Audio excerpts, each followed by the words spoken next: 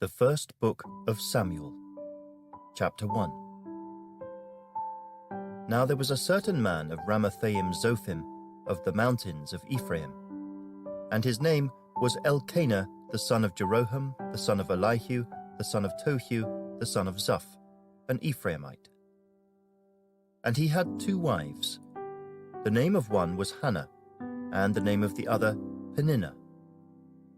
Peninnah had children, but Hannah had no children. This man went up from his city yearly to worship and sacrifice to the Lord of hosts in Shiloh.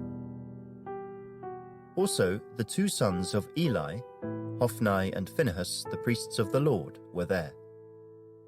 And whenever the time came for Elkanah to make an offering, he would give portions to Peninnah his wife, and to all her sons and daughters. But to Hannah he would give a double portion, for he loved Hannah, although the Lord had closed her womb. And her rival also provoked her severely, to make her miserable, because the Lord had closed her womb.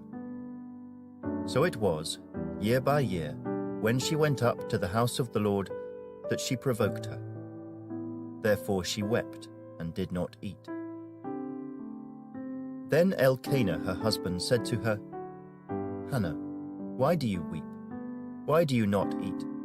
And why is your heart grieved? Am I not better to you than 10 sons? So Hannah arose after they had finished eating and drinking in Shiloh. Now Eli the priest was sitting on the seat by the doorpost of the tabernacle of the Lord. And she was in bitterness of soul, and prayed to the Lord, and wept in anguish.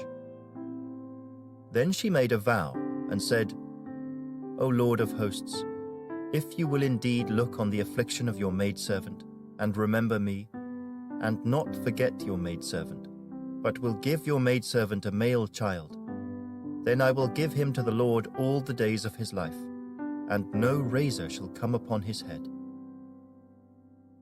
And it happened, as she continued praying before the Lord, that Eli watched her mouth. Now Hannah spoke in her heart, only her lips moved, but her voice was not heard. Therefore Eli thought she was drunk. So Eli said to her, How long will you be drunk? Put your wine away from you. But Hannah answered and said, No, my lord, I am a woman of sorrowful spirit. I have drunk neither wine nor intoxicating drink, but have poured out my soul before the Lord. Do not consider your maidservant a wicked woman, for out of the abundance of my complaint and grief I have spoken until now. Then Eli answered and said, Go in peace, and the God of Israel grant your petition which you have asked of him. And she said, Let your maidservant find favor in your sight.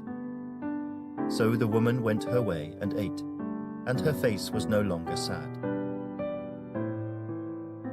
Then they rose early in the morning, and worshipped before the Lord, and returned and came to their house at Ramah. And Elkanah knew Hannah his wife, and the Lord remembered her.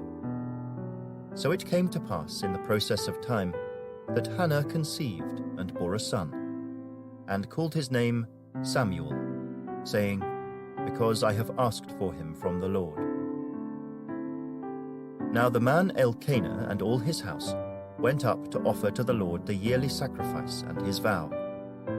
But Hannah did not go up, for she said to her husband, Not until the child is weaned.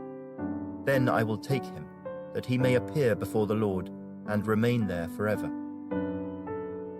So Elkanah her husband said to her, Do what seems best to you. Wait until you have weaned him. Only let the Lord establish his word. Then the woman stayed and nursed her son until she had weaned him.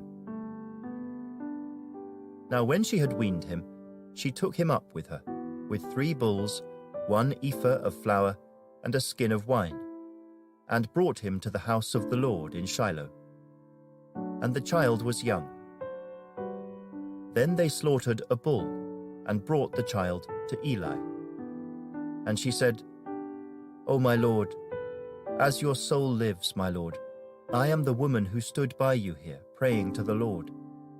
For this child I prayed, and the Lord has granted me my petition which I asked of him.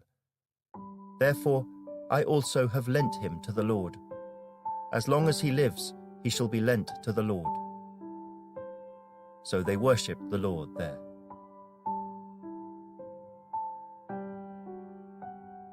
Chapter 2. And Hannah prayed and said, "My heart rejoices in the Lord. My horn is exalted in the Lord. I smile at my enemies, because I rejoice in your salvation.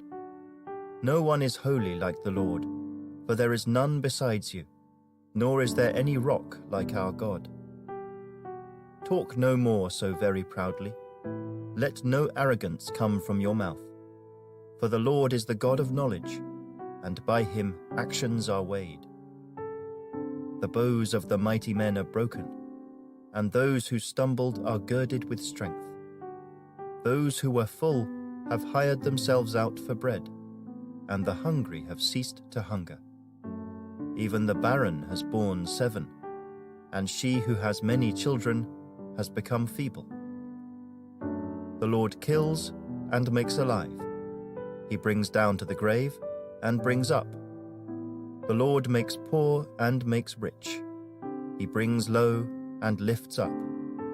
He raises the poor from the dust and lifts the beggar from the ash heap, to set them among princes and make them inherit the throne of glory. For the pillars of the earth are the Lord's, and he has set the world upon them. He will guard the feet of his saints, but the wicked shall be silent in darkness. For by strength no man shall prevail. The adversaries of the Lord shall be broken in pieces. From heaven he will thunder against them. The Lord will judge the ends of the earth. He will give strength to his king, and exalt the horn of his anointed. Then Elkanah went to his house at Ramah. But the child ministered to the Lord before Eli the priest. Now the sons of Eli were corrupt. They did not know the Lord. And the priest's custom with the people was that when any man offered a sacrifice, the priest's servant would come with a 3-pronged flesh hook in his hand while the meat was boiling. Then he would thrust it into the pan, or kettle, or cauldron, or pot. And the priest would take for himself all that the flesh hook brought up. So they did in Shiloh to all the Israelites who came there. Also, before they burned the fat, the priest's servant would come and say to the man who sacrificed, "Give meat for roasting to the priest, for he will not take boiled meat from you, but raw." And if the man said to him, "They should really burn the fat first, then you may take as much as your heart desires," he would then answer him, "No, but you must give it now, and if not, I will take it by force." Therefore the sin of the young men was very great before the Lord, for men abhorred the offering of the Lord. But Samuel ministered before the Lord, even as a child, wearing a linen ephod. Moreover, his mother used to make him a little robe, and bring it to him year by year when she came up with her husband to offer the yearly sacrifice. And Eli would bless Elkanah and his wife, and say, "The Lord give you descendants from this woman, for the loan that was given to the Lord." Then they would go to their own home. And the Lord visited Hannah, so that she conceived and bore 3 sons and 2 daughters. Meanwhile, the child Samuel grew before the Lord. Now Eli was very old, and he heard everything his sons did to all Israel, and how they lay with the women who assembled at the door of the tabernacle of meeting. So he said to them, "Why do you do such things? For I hear of your evil dealings from all the people. No, my sons, for it is not a good report that I hear. You make the Lord's people transgress. If one man sins against another, God will judge him. But if a man sins against the Lord, who will intercede for him?" Nevertheless, they did not heed the voice of their father, because the Lord desired to kill them. And the child Samuel grew in stature and in favor both with the Lord and men. Then a man of God came to Eli and said to him, "Thus says the Lord, did I not clearly reveal myself to the house of your father when they were in Egypt in Pharaoh's house? Did I not choose him out of all the tribes of Israel to be my priest, to offer upon my altar, to burn incense, and to wear an ephod before me? And did I not give to the house of your father all the offerings of the children of Israel made by fire? Why do you kick at my sacrifice and my offering which I have commanded in my dwelling place, and honor your sons more than me, to make yourselves fat with the best of all the offerings of Israel my people? Therefore the Lord God of Israel says, I said indeed that your house and the house of your father would walk before me forever. But now the Lord says, far be it from me, for those who honor me I will honor, and those who despise me shall be lightly esteemed. Behold, the days are coming that I will cut off your arm and the arm of your father's house, so that there will not be an old man in your house. And you will see an enemy in my dwelling place, despite all the good which God does for Israel. And there shall not be an old man in your house forever. But any of your men whom I do not cut off from my altar shall consume your eyes and grieve your heart. And all the descendants of your house shall die in the flower of their age. Now this shall be a sign to you that will come upon your 2 sons, on Hophni and Phinehas. In one day they shall die, both of them. Then I will raise up for myself a faithful priest, who shall do according to what is in my heart and in my mind. I will build him a sure house, and he shall walk before my anointed forever. And it shall come to pass that everyone who is left in your house will come and bow down to him for a piece of silver and a morsel of bread, and say, Please, put me in one of the priestly positions, that I may eat a piece of bread. Chapter 3. Now the boy Samuel ministered to the Lord before Eli. And the word of the Lord was rare in those days. There was no widespread revelation. And it came to pass at that time, while Eli was lying down in his place, and when his eyes had begun to grow so dim that he could not see, and before the lamp of God went out in the tabernacle of the Lord where the ark of God was, and while Samuel was lying down, that the Lord called Samuel. And he answered, Here I am. So he ran to Eli and said, Here I am, for you called me. And he said, I did not call. Lie down again. And he went and lay down. Then the Lord called yet again, Samuel.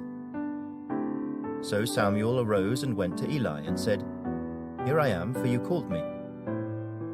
He answered, I did not call, my son. Lie down again.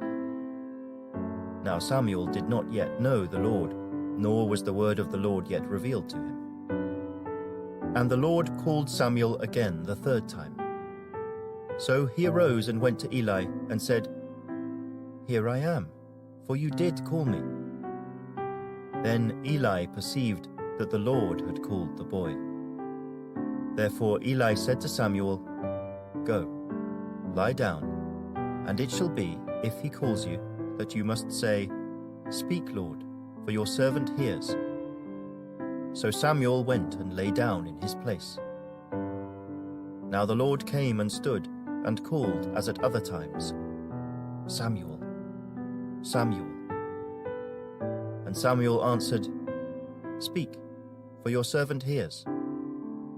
Then the Lord said to Samuel, Behold, I will do something in Israel at which both ears of everyone who hears it will tingle. In that day I will perform against Eli all that I have spoken concerning his house, from beginning to end.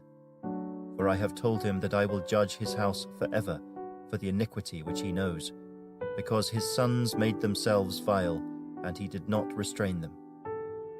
And therefore I have sworn to the house of Eli that the iniquity of Eli's house shall not be atoned for by sacrifice or offering forever.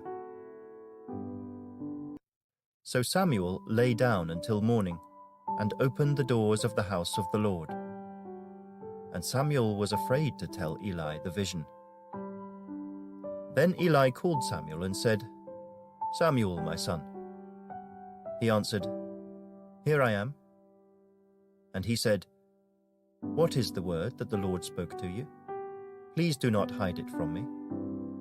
God do so to you, and more also, if you hide anything from me of all the things that he said to you." Then Samuel told him everything, and hid nothing from him. And he said, "It is the Lord. Let him do what seems good to him." So Samuel grew, and the Lord was with him, and let none of his words fall to the ground. And all Israel from Dan to Beersheba knew that Samuel had been established as a prophet of the Lord. Then the Lord appeared again in Shiloh. For the Lord revealed himself to Samuel in Shiloh by the word of the Lord.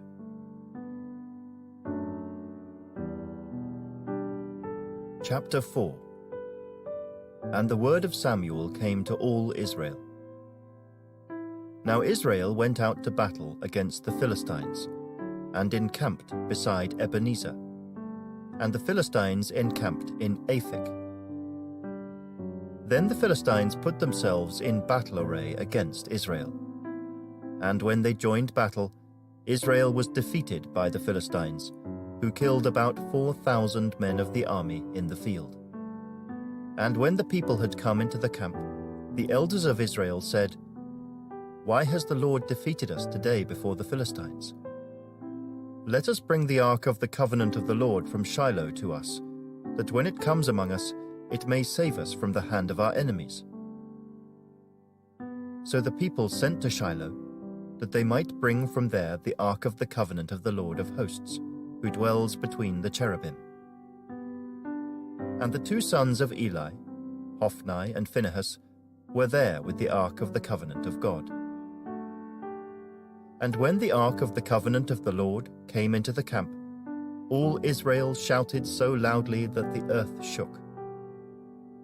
Now when the Philistines heard the noise of the shout, they said, "What does the sound of this great shout in the camp of the Hebrews mean?" Then they understood that the ark of the Lord had come into the camp. So the Philistines were afraid, for they said, "God has come into the camp." And they said, "Woe to us, for such a thing has never happened before. Woe to us! Who will deliver us from the hand of these mighty gods? These are the gods who struck the Egyptians with all the plagues in the wilderness. Be strong and conduct yourselves like men, you Philistines, that you do not become servants of the Hebrews, as they have been to you. Conduct yourselves like men, and fight." So the Philistines fought, and Israel was defeated, and every man fled to his tent. There was a very great slaughter, and there fell of Israel 30,000 foot soldiers. Also, the ark of God was captured, and the two sons of Eli, Hophni and Phinehas, died. Then a man of Benjamin ran from the battle line the same day, and came to Shiloh with his clothes torn and dirt on his head.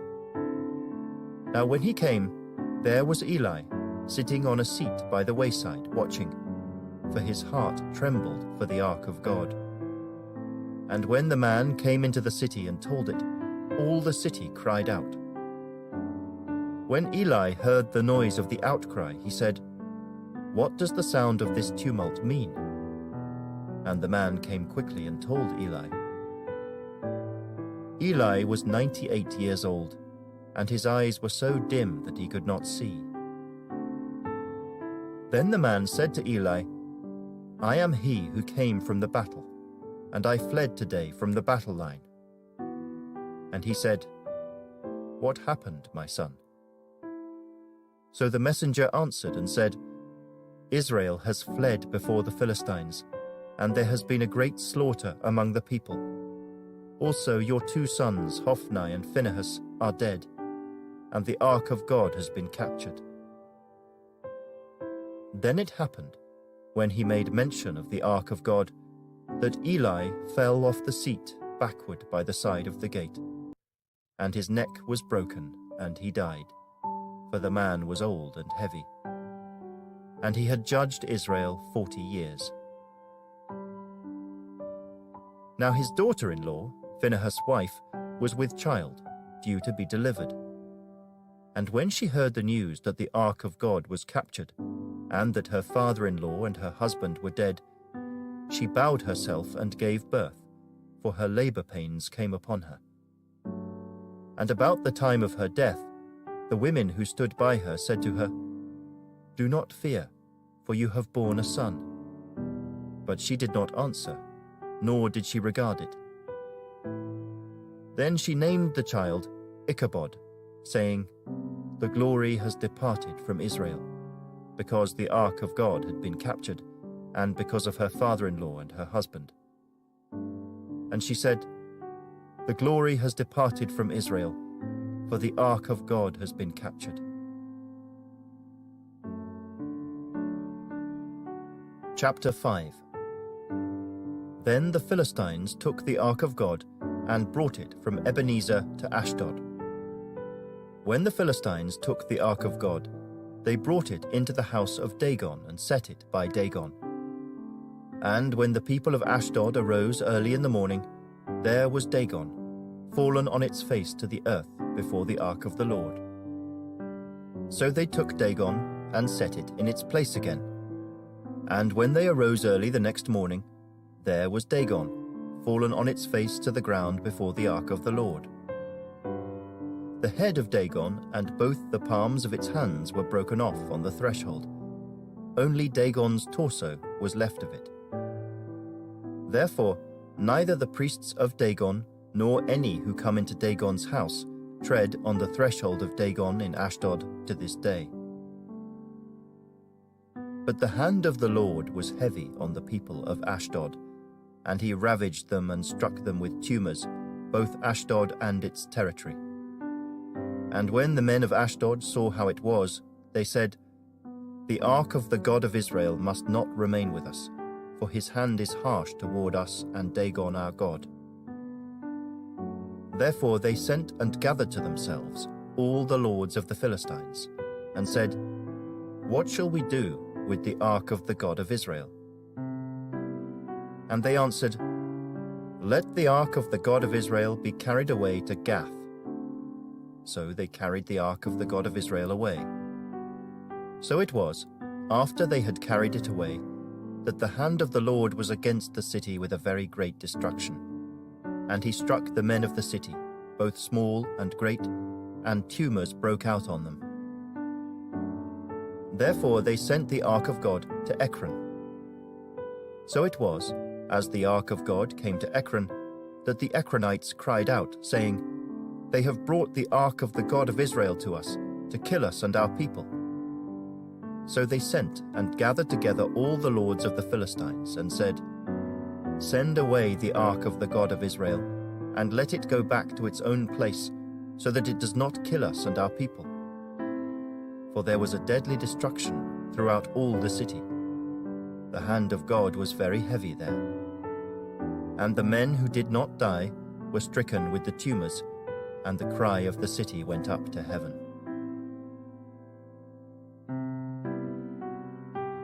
Chapter 6. Now the ark of the Lord was in the country of the Philistines 7 months. And the Philistines called for the priests and the diviners, saying, "What shall we do with the ark of the Lord? Tell us how we should send it to its place." So they said, "If you send away the ark of the God of Israel, do not send it empty, but by all means return it to him with a trespass offering. Then you will be healed, and it will be known to you why his hand is not removed from you." Then they said, "What is the trespass offering which we shall return to him?" They answered, 5 golden tumors and 5 golden rats, according to the number of the lords of the Philistines.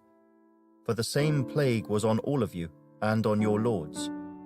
Therefore you shall make images of your tumors and images of your rats that ravaged the land, and you shall give glory to the God of Israel.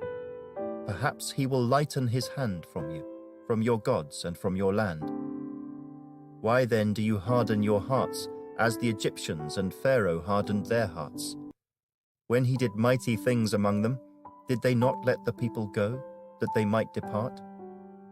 Now therefore make a new cart, take 2 milk cows which have never been yoked, and hitch the cows to the cart, and take their calves home away from them. Then take the ark of the Lord and set it on the cart, and put the articles of gold which you are returning to him as a trespass offering in a chest by its side. Then send it away and let it go, and watch. If it goes up the road to its own territory, to Beth Shemesh, then he has done us this great evil. But if not, then we shall know that it is not his hand that struck us. It happened to us by chance. Then the men did so.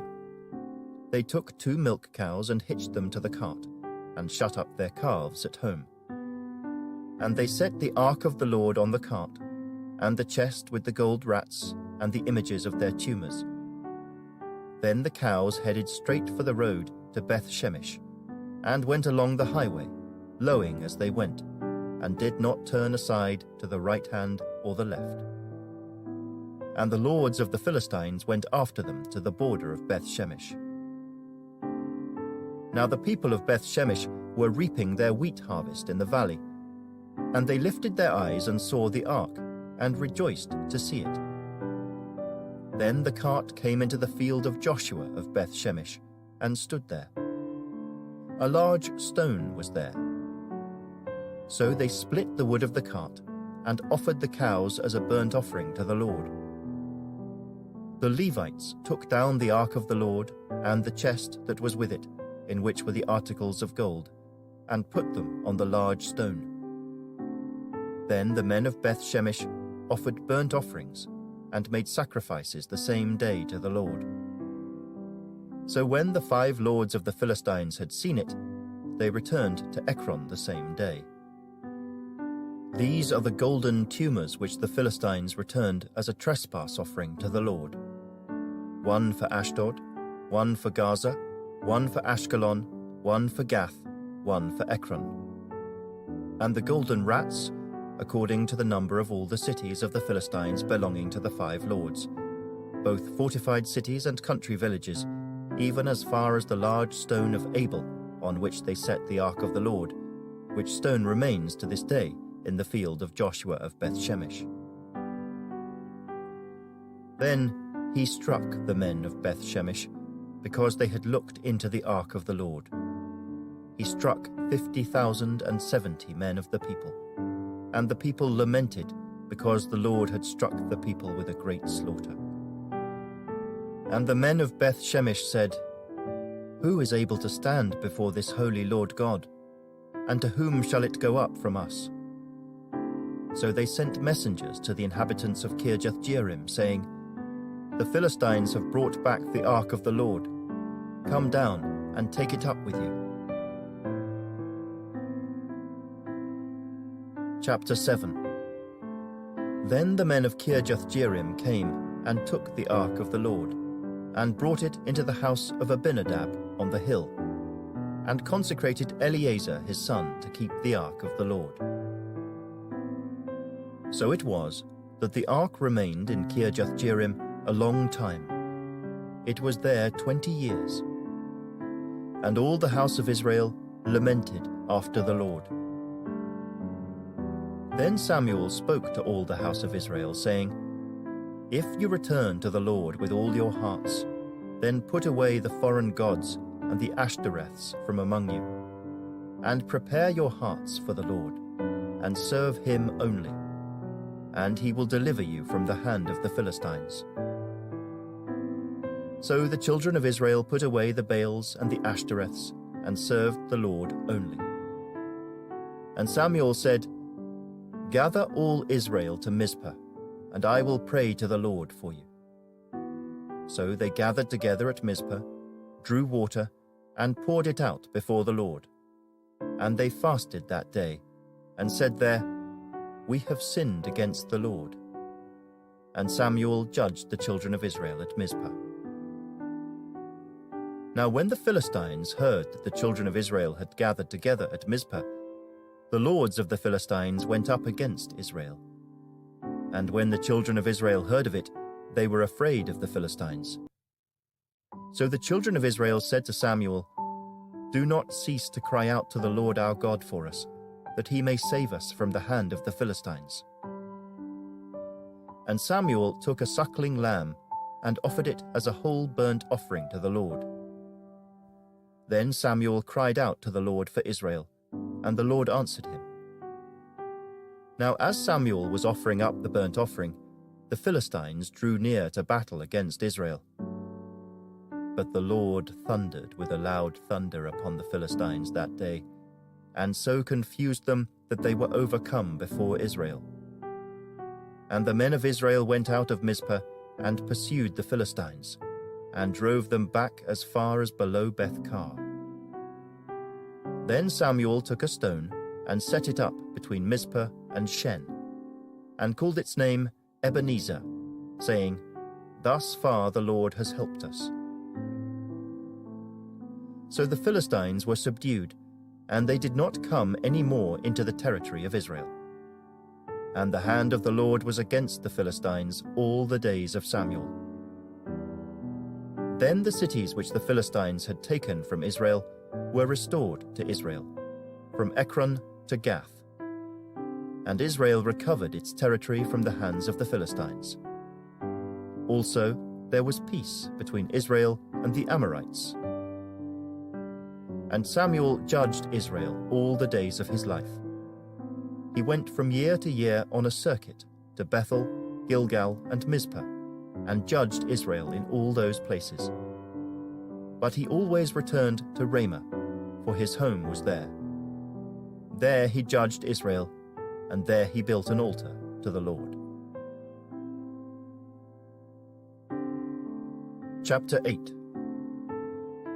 Now it came to pass, when Samuel was old, that he made his sons judges over Israel. The name of his firstborn was Joel, and the name of his second, Abijah. They were judges in Beersheba. But his sons did not walk in his ways. They turned aside after dishonest gain, took bribes, and perverted justice. Then all the elders of Israel gathered together and came to Samuel at Ramah, and said to him, "Look, you are old, and your sons do not walk in your ways. Now make us a king to judge us, like all the nations."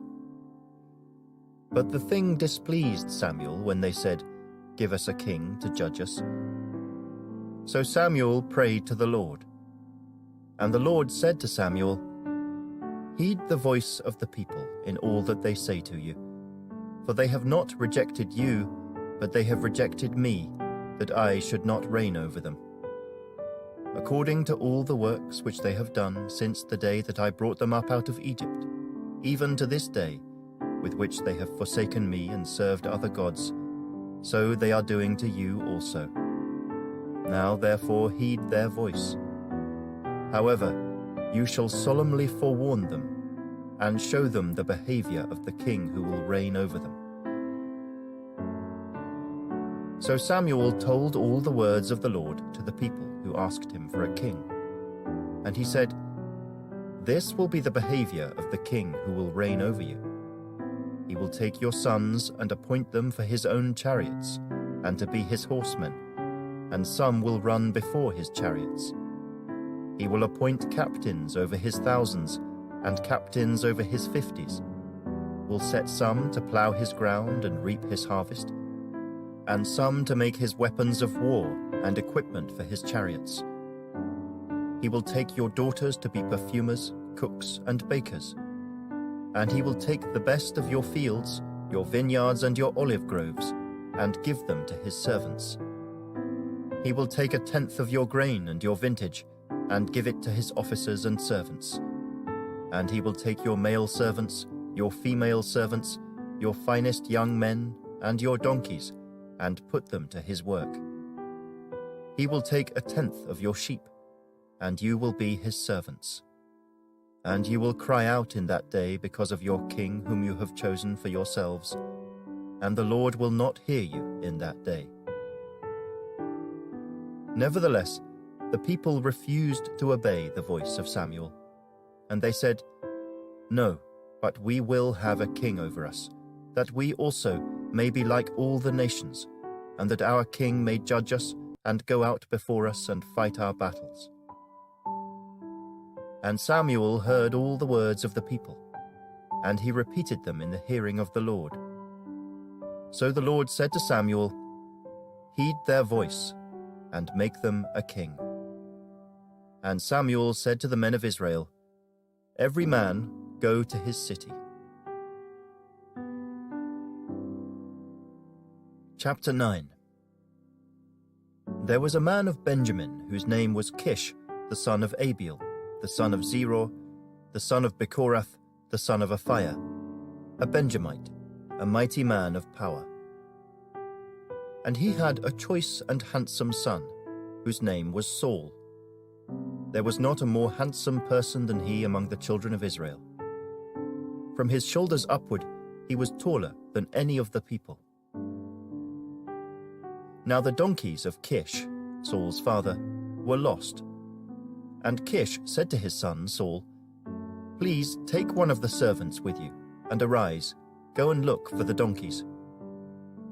So he passed through the mountains of Ephraim and through the land of Shalisha, but they did not find them. Then they passed through the land of Shaalim, and they were not there. Then he passed through the land of the Benjamites, but they did not find them. When they had come to the land of Zuph, Saul said to his servant who was with him, "Come, let us return, lest my father cease caring about the donkeys and become worried about us." And he said to him, "Look now, there is in this city a man of God, and he is an honorable man. All that he says surely comes to pass. So let us go there. Perhaps he can show us the way that we should go." Then Saul said to his servant, "But look, if we go, what shall we bring the man? For the bread in our vessels is all gone, and there is no present to bring to the man of God. What do we have?" And the servant answered Saul again and said, "Look, I have here at hand 1/4 of a shekel of silver. I will give that to the man of God to tell us our way." Formerly in Israel, when a man went to inquire of God, he spoke thus, "Come, let us go to the seer," for he who is now called a prophet was formerly called a seer. Then Saul said to his servant, "Well said, come, let us go." So they went to the city where the man of God was. As they went up the hill to the city, they met some young women going out to draw water, and said to them, "Is the seer here?" And they answered them and said, "Yes, there he is, just ahead of you. Hurry now, for today he came to this city because there is a sacrifice of the people today on the high place. As soon as you come into the city, you will surely find him before he goes up to the high place to eat. For the people will not eat until he comes, because he must bless the sacrifice. Afterward, those who are invited will eat. Now therefore, go up, for about this time you will find him." So they went up to the city. As they were coming into the city, there was Samuel, coming out toward them on his way up to the high place. Now the Lord had told Samuel in his ear the day before Saul came, saying, "Tomorrow, about this time, I will send you a man from the land of Benjamin, and you shall anoint him commander over my people Israel, that he may save my people from the hand of the Philistines. For I have looked upon my people, because their cry has come to me." So when Samuel saw Saul, the Lord said to him, "There he is, the man of whom I spoke to you. This one shall reign over my people." Then Saul drew near to Samuel in the gate and said, "Please tell me, where is the seer's house?" Samuel answered Saul and said, "I am the seer. Go up before me to the high place, for you shall eat with me today. And tomorrow I will let you go, and will tell you all that is in your heart. But as for your donkeys that were lost 3 days ago, do not be anxious about them, for they have been found. And on whom is all the desire of Israel? Is it not on you and on all your father's house?" And Saul answered and said, "Am I not a Benjamite, of the smallest of the tribes of Israel, and my family the least of all the families of the tribe of Benjamin? Why then do you speak like this to me?" Now Samuel took Saul and his servant, and brought them into the hall, and had them sit in the place of honor among those who were invited. There were about 30 persons. And Samuel said to the cook, "Bring the portion which I gave you, of which I said to you, set it apart." So the cook took up the thigh with its upper part, and set it before Saul. And Samuel said, "Here it is, what was kept back. It was set apart for you. Eat, for until this time it has been kept for you, since I said I invited the people." So Saul ate with Samuel that day. When they had come down from the high place into the city, Samuel spoke with Saul on the top of the house.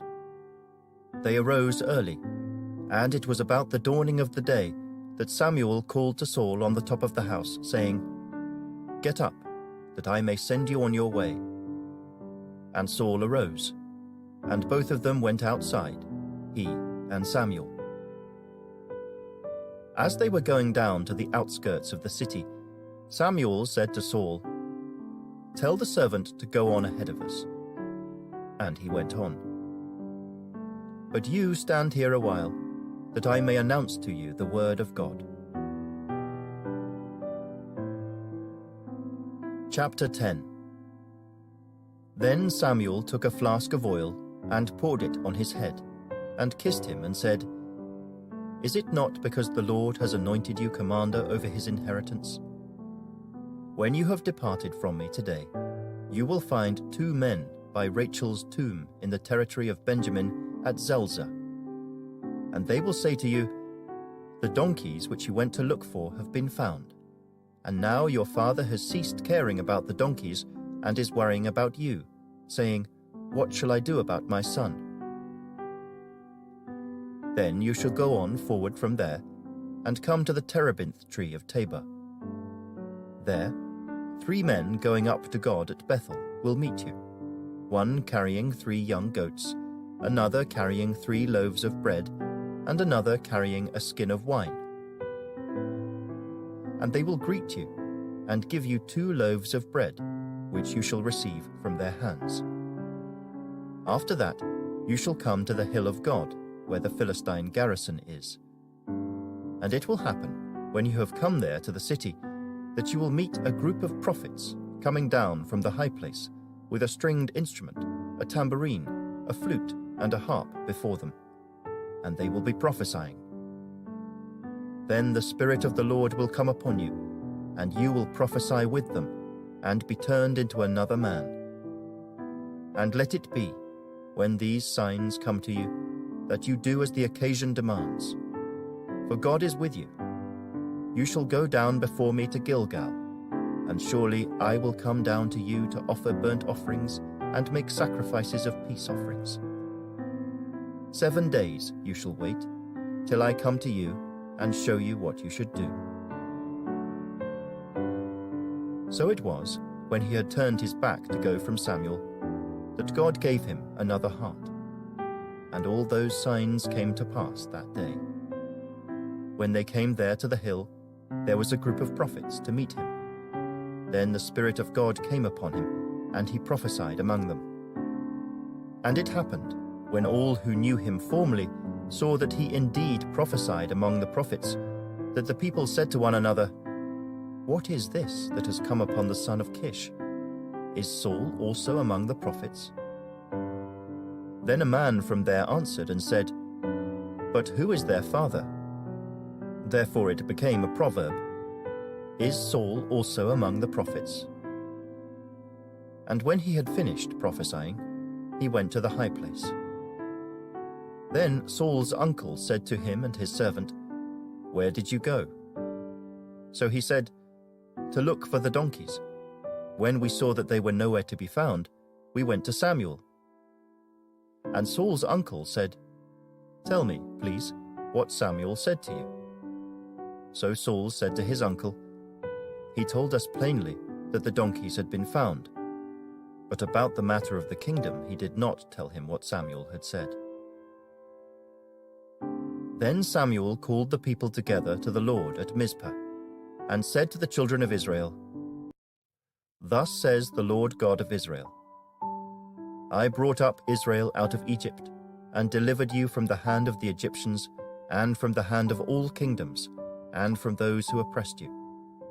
But you have today rejected your God, who himself saved you from all your adversities and your tribulations. And you have said to him, 'No, set a king over us.' Now therefore present yourselves before the Lord by your tribes and by your clans." And when Samuel had caused all the tribes of Israel to come near, the tribe of Benjamin was chosen.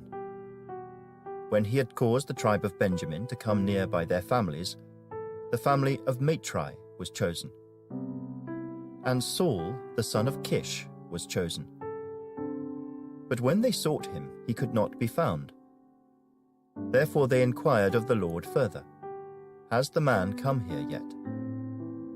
And the Lord answered, "There he is, hidden among the equipment." So they ran and brought him from there. And when he stood among the people, he was taller than any of the people from his shoulders upward. And Samuel said to all the people, "Do you see him whom the Lord has chosen, that there is no one like him among all the people?" So all the people shouted and said, "Long live the king!" Then Samuel explained to the people the behavior of royalty, and wrote it in a book, and laid it up before the Lord.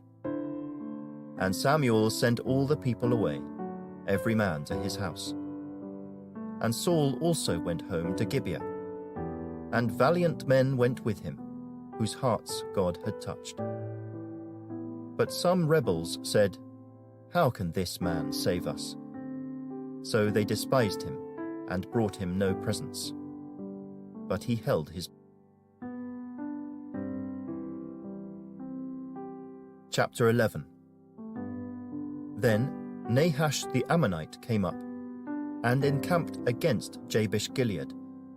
And all the men of Jabesh said to Nahash, "Make a covenant with us, and we will serve you." And Nahash the Ammonite answered them, "On this condition I will make a covenant with you, that I may put out all your right eyes, and bring reproach on all Israel." Then the elders of Jabesh said to him, "Hold off for 7 days, that we may send messengers to all the territory of Israel. And then, if there is no one to save us, we will come out to you." So the messengers came to Gibeah of Saul, and told the news in the hearing of the people. And all the people lifted up their voices and wept. Now there was Saul, coming behind the herd from the field. And Saul said, "What troubles the people, that they weep?" And they told him the words of the men of Jabesh. Then the Spirit of God came upon Saul when he heard this news, and his anger was greatly aroused. So he took a yoke of oxen, and cut them in pieces, and sent them throughout all the territory of Israel by the hands of messengers, saying, "Whoever does not go out with Saul and Samuel to battle, so it shall be done to his oxen." And the fear of the Lord fell on the people, and they came out with one consent. When he numbered them in Bezek, The children of Israel were 300,000, and the men of Judah 30,000. And they said to the messengers who came, "Thus you shall say to the men of Jabesh Gilead, Tomorrow, by the time the sun is hot, you shall have help." Then the messengers came and reported it to the men of Jabesh, and they were glad. Therefore the men of Jabesh said, "Tomorrow we will come out to you, and you may do with us whatever seems good to you." So it was on the next day that Saul put the people in 3 companies. And they came into the midst of the camp in the morning watch, and killed Ammonites until the heat of the day. And it happened that those who survived were scattered, so that no 2 of them were left together. Then the people said to Samuel, "Who is he who said, 'Shall Saul reign over us?' Bring the men, that we may put them to death." But Saul said, "Not a man shall be put to death this day, for today the Lord has accomplished salvation in Israel." Then Samuel said to the people, "Come, let us go to Gilgal and renew the kingdom there." So all the people went to Gilgal, and there they made Saul king before the Lord in Gilgal. There they made sacrifices of peace offerings before the Lord, and there Saul and all the men of Israel rejoiced greatly. Chapter 12. Now Samuel said to all Israel, "Indeed, I have heeded your voice in all that you said to me, and have made a king over you. And now here is the king, walking before you. And I am old and grey-headed, and look, my sons are with you. I have walked before you from my childhood to this day. Here I am. Witness against me before the Lord and before his anointed. Whose ox have I taken, or whose donkey have I taken? Or whom have I cheated? Whom have I oppressed? Or from whose hand have I received any bribe with which to blind my eyes? I will restore it to you." And they said, "You have not cheated us or oppressed us, nor have you taken anything from any man's hand." Then he said to them, "The Lord is witness against you, and his anointed is witness this day, that you have not found anything in my hand." And they answered, "He is witness." Then Samuel said to the people, "It is the Lord who raised up Moses and Aaron, and who brought your fathers up from the land of Egypt. Now therefore, stand still, that I may reason with you before the Lord, concerning all the righteous acts of the Lord which he did to you and your fathers. When Jacob had gone into Egypt, and your fathers cried out to the Lord, then the Lord sent Moses and Aaron, who brought your fathers out of Egypt, and made them dwell in this place. And when they forgot the Lord their God, he sold them into the hand of Sisera, commander of the army of Hazor, into the hand of the Philistines, and into the hand of the king of Moab, and they fought against them. Then they cried out to the Lord and said, "We have sinned, because we have forsaken the Lord and served the Baals and Ashtoreths. But now deliver us from the hand of our enemies, and we will serve you." And the Lord sent Jerubbaal, Bedan, Jephthah, and Samuel, and delivered you out of the hand of your enemies on every side, and you dwelt in safety. And when you saw that Nahash, king of the Ammonites, came against you, you said to me, "No, but a king shall reign over us, when the Lord your God was your king. Now therefore, here is the king whom you have chosen, and whom you have desired. And take note, the Lord has set a king over you. If you fear the Lord and serve him and obey his voice, and do not rebel against the commandment of the Lord, then both you and the king who reigns over you will continue following the Lord your God. However, if you do not obey the voice of the Lord, but rebel against the commandment of the Lord, then the hand of the Lord will be against you, as it was against your fathers. Now therefore, Stand and see this great thing which the Lord will do before your eyes. Is today not the wheat harvest? I will call to the Lord, and he will send thunder and rain, that you may perceive and see that your wickedness is great, which you have done in the sight of the Lord in asking a king for yourselves.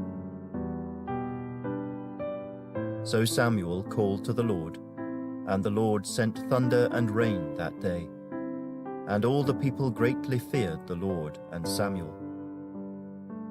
And all the people said to Samuel, Pray for your servants to the Lord your God, that we may not die, for we have added to all our sins the evil of asking a king for ourselves. Then Samuel said to the people, Do not fear. You have done all this wickedness, yet do not turn aside from following the Lord, but serve the Lord with all your heart. And do not turn aside, for then you would go after empty things which cannot profit or deliver, for they are nothing. For the Lord will not forsake his people, for his great name's sake, because it has pleased the Lord to make you his people. Moreover, as for me, far be it from me that I should sin against the Lord in ceasing to pray for you. But I will teach you the good and the right way. Only fear the Lord and serve him in truth with all your heart. For consider what great things he has done for you. But if you still do wickedly, you shall be swept away, both you and your king. Chapter 13. Saul reigned 1 year. And when he had reigned 2 years over Israel, Saul chose for himself 3,000 men of Israel. 2,000 were with Saul in Michmash and in the mountains of Bethel, and 1,000 were with Jonathan in Gibeah of Benjamin.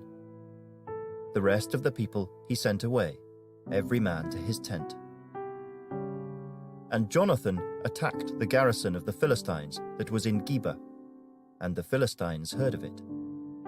Then Saul blew the trumpet throughout all the land, saying, Let the Hebrews hear. Now all Israel heard it said that Saul had attacked a garrison of the Philistines, and that Israel had also become an abomination to the Philistines. And the people were called together to Saul at Gilgal. Then the Philistines gathered together to fight with Israel, 30,000 chariots and 6,000 horsemen, and people as the sand which is on the seashore in multitude. And they came up and encamped in Michmash, to the east of Beth-aven. When the men of Israel saw that they were in danger, for the people were distressed, then the people hid in caves, in thickets, in rocks, in holes, and in pits. And some of the Hebrews crossed over the Jordan to the land of Gad and Gilead. As for Saul, he was still in Gilgal, and all the people followed him trembling. Then he waited 7 days, according to the time set by Samuel. But Samuel did not come to Gilgal, and the people were scattered from him. So Saul said, Bring a burnt offering and peace offerings here to me. And he offered the burnt offering. Now it happened, as soon as he had finished presenting the burnt offering, that Samuel came, and Saul went out to meet him, that he might greet him. And Samuel said, What have you done? Saul said, When I saw that the people were scattered from me, and that you did not come within the days appointed, and that the Philistines gathered together at Michmash, then I said, The Philistines will now come down on me at Gilgal, and I have not made supplication to the Lord. Therefore I felt compelled, and offered a burnt offering. And Samuel said to Saul, You have done foolishly. You have not kept the commandment of the Lord your God, which he commanded you. For now the Lord would have established your kingdom over Israel forever. But now your kingdom shall not continue. The Lord has sought for himself a man after his own heart, and the Lord has commanded him to be commander over his people, because you have not kept what the Lord commanded you. Then Samuel arose and went up from Gilgal to Gibeah of Benjamin. And Saul numbered the people present with him, about 600 men. Saul, Jonathan his son, and the people present with them remained in Gibeah of Benjamin. But the Philistines encamped in Michmash. Then raiders came out of the camp of the Philistines in 3 companies. One company turned onto the road to Ophrah, to the land of Shual. Another company turned to the road to Beth-horon, and another company turned to the road of the border that overlooks the valley of Zeboim toward the wilderness. Now there was no blacksmith to be found throughout all the land of Israel, for the Philistines said, "Lest the Hebrews make swords or spears." But all the Israelites would go down to the Philistines to sharpen each man's plowshare, his mattock, his axe, and his sickle. And the charge for a sharpening was a pim for the plowshares, the mattocks, the forks, and the axes, and to set the points of the goads. So it came about, on the day of battle, that there was neither sword nor spear found in the hand of any of the people who were with Saul and Jonathan, but they were found with Saul and Jonathan his son. And the garrison of the Philistines went out to the pass of Michmash. Chapter 14. Now it happened one day that Jonathan the son of Saul said to the young man who bore his armor, "Come, let us go over to the Philistines' garrison that is on the other side." But he did not tell his father. And Saul was sitting in the outskirts of Gibeah under a pomegranate tree, which is in Migron. The people who were with him were about 600 men. Ahijah the son of Ahitub, Ichabod's brother, the son of Phinehas, the son of Eli, the Lord's priest in Shiloh, was wearing an ephod. But the people did not know that Jonathan had gone. Between the passes by which Jonathan sought to go over to the Philistines' garrison, there was a sharp rock on one side and a sharp rock on the other side. And the name of one was Bozez, and the name of the other Seneh. The front of one faced northward opposite Michmash, and the other southward opposite Gibeah. Then Jonathan said to the young man who bore his armor, "Come, let us go over to the garrison of these uncircumcised. It may be that the Lord will work for us, for nothing restrains the Lord from saving by many or by few." So his armor-bearer said to him, "Do all that is in your heart. Go then, here I am with you, according to your heart." Then Jonathan said, "Very well. Let us cross over to these men, and we will show ourselves to them. If they say thus to us, 'Wait until we come to you,' then we will stand still in our place and not go up to them. But if they say thus, 'Come up to us,' then we will go up. For the Lord has delivered them into our hand, and this will be a sign to us." So both of them showed themselves to the garrison of the Philistines. And the Philistines said, "Look, the Hebrews are coming out of the holes where they have hidden." Then the men of the garrison called to Jonathan and his armor-bearer and said, "Come up to us, and we will show you something." Jonathan said to his armor-bearer, "Come up after me, for the Lord has delivered them into the hand of Israel." And Jonathan climbed up on his hands and knees with his armor-bearer after him. And they fell before Jonathan. And as he came after him, his armor-bearer killed them. That first slaughter which Jonathan and his armor-bearer made was about 20 men within about half an acre of land. And there was trembling in the camp, in the field, and among all the people. The garrison and the raiders also trembled, and the earth quaked, so that it was a very great trembling. Now the watchmen of Saul in Gibeah of Benjamin looked, and there was the multitude melting away, and they went here and there. Then Saul said to the people who were with him, "Now call the roll and see who has gone from us." And when they had called the roll, surprisingly, Jonathan and his armor-bearer were not there. And Saul said to Ahijah, "Bring the ark of God here," for at that time the ark of God was with the children of Israel. Now it happened, while Saul talked to the priest, that the noise which was in the camp of the Philistines continued to increase. So Saul said to the priest, "Withdraw your hand." Then Saul and all the people who were with him assembled, and they went to the battle. And indeed, every man's sword was against his neighbor, and there was very great confusion. Moreover, the Hebrews who were with the Philistines before that time, who went up with them into the camp from the surrounding country, they also joined the Israelites who were with Saul and Jonathan. Likewise, all the men of Israel who had hidden in the mountains of Ephraim, when they heard that the Philistines fled, they also followed hard after them in the battle. So the Lord saved Israel that day, and the battle shifted to Beth-aven. And the men of Israel were distressed that day, for Saul had placed the people under oath, saying, "Cursed is the man who eats any food until evening, before I have taken vengeance on my enemies." So none of the people tasted food. Now all the people of the land came to a forest, and there was honey on the ground. And when the people had come into the woods, there was the honey dripping. But no one put his hand to his mouth, for the people feared the oath. But Jonathan had not heard his father charge the people with the oath.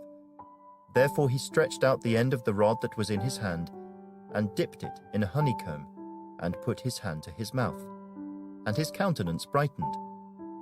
Then one of the people said, "Your father strictly charged the people with an oath, saying, 'Cursed is the man who eats food this day.'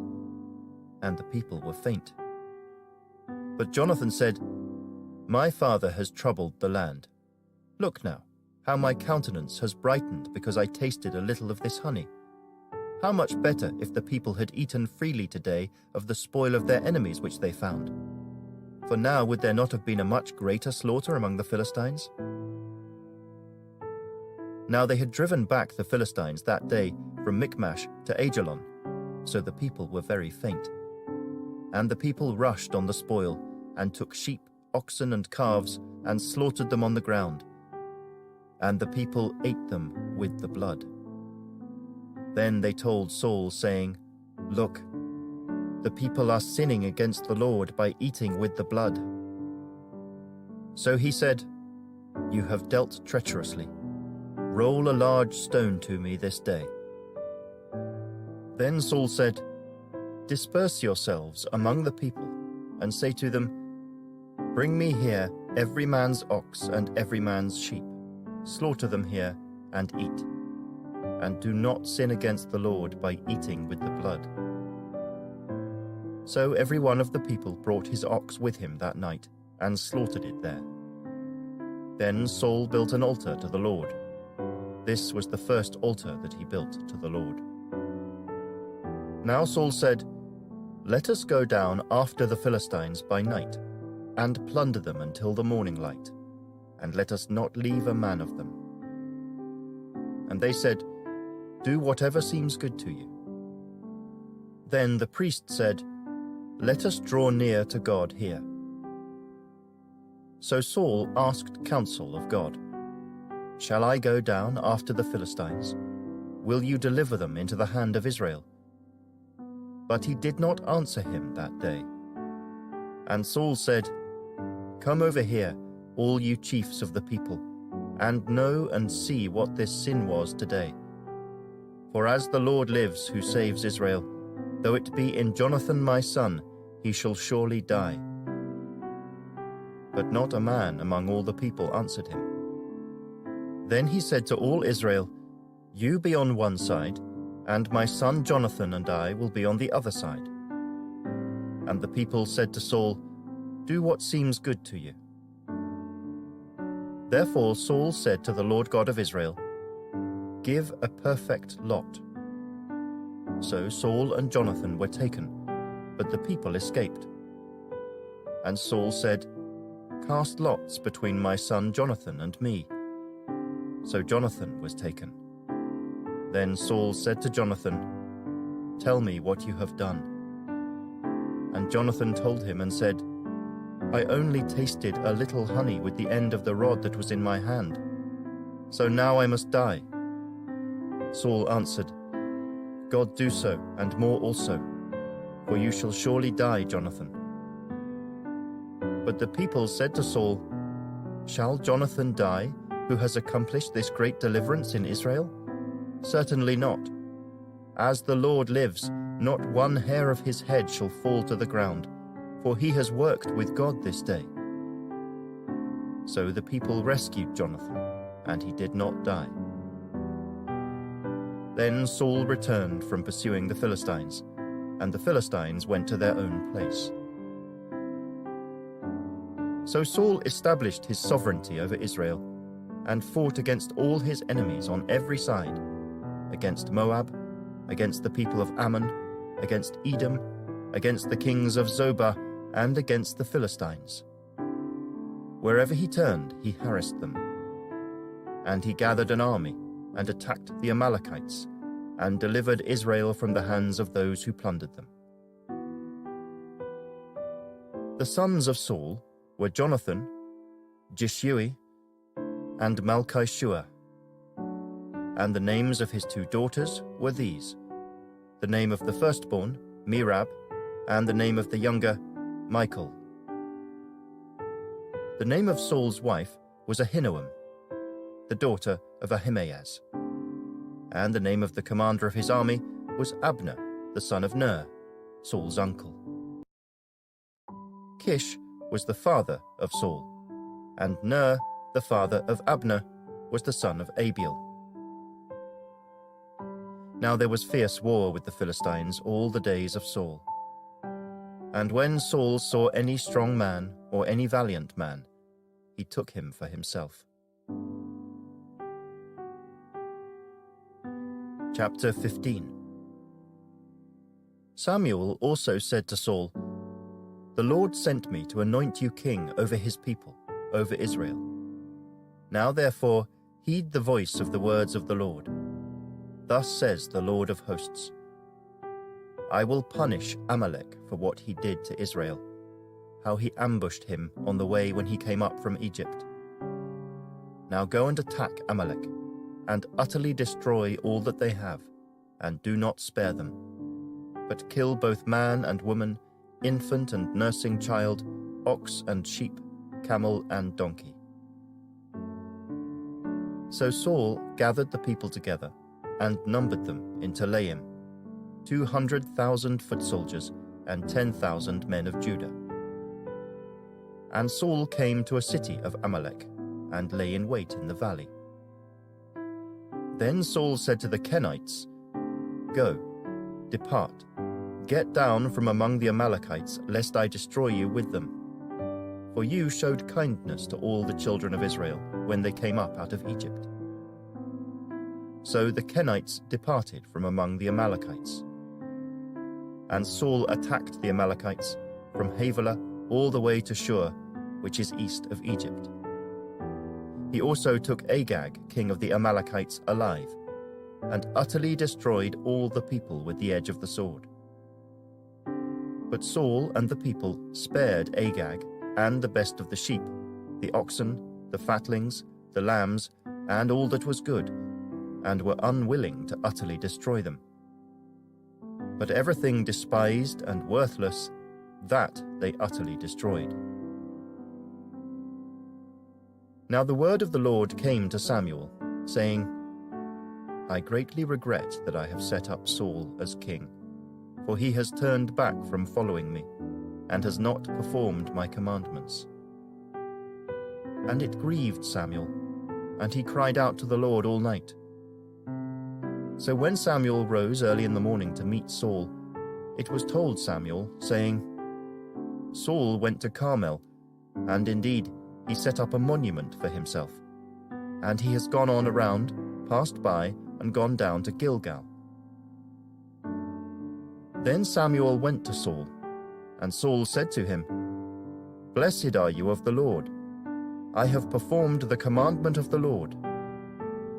But Samuel said, "What then is this bleating of the sheep in my ears, and the lowing of the oxen which I hear?" And Saul said, "They have brought them from the Amalekites, for the people spared the best of the sheep and the oxen to sacrifice to the Lord your God, and the rest we have utterly destroyed." Then Samuel said to Saul, "Be quiet, and I will tell you what the Lord said to me last night." And he said to him, "Speak on." So Samuel said, "When you were little in your own eyes, were you not head of the tribes of Israel?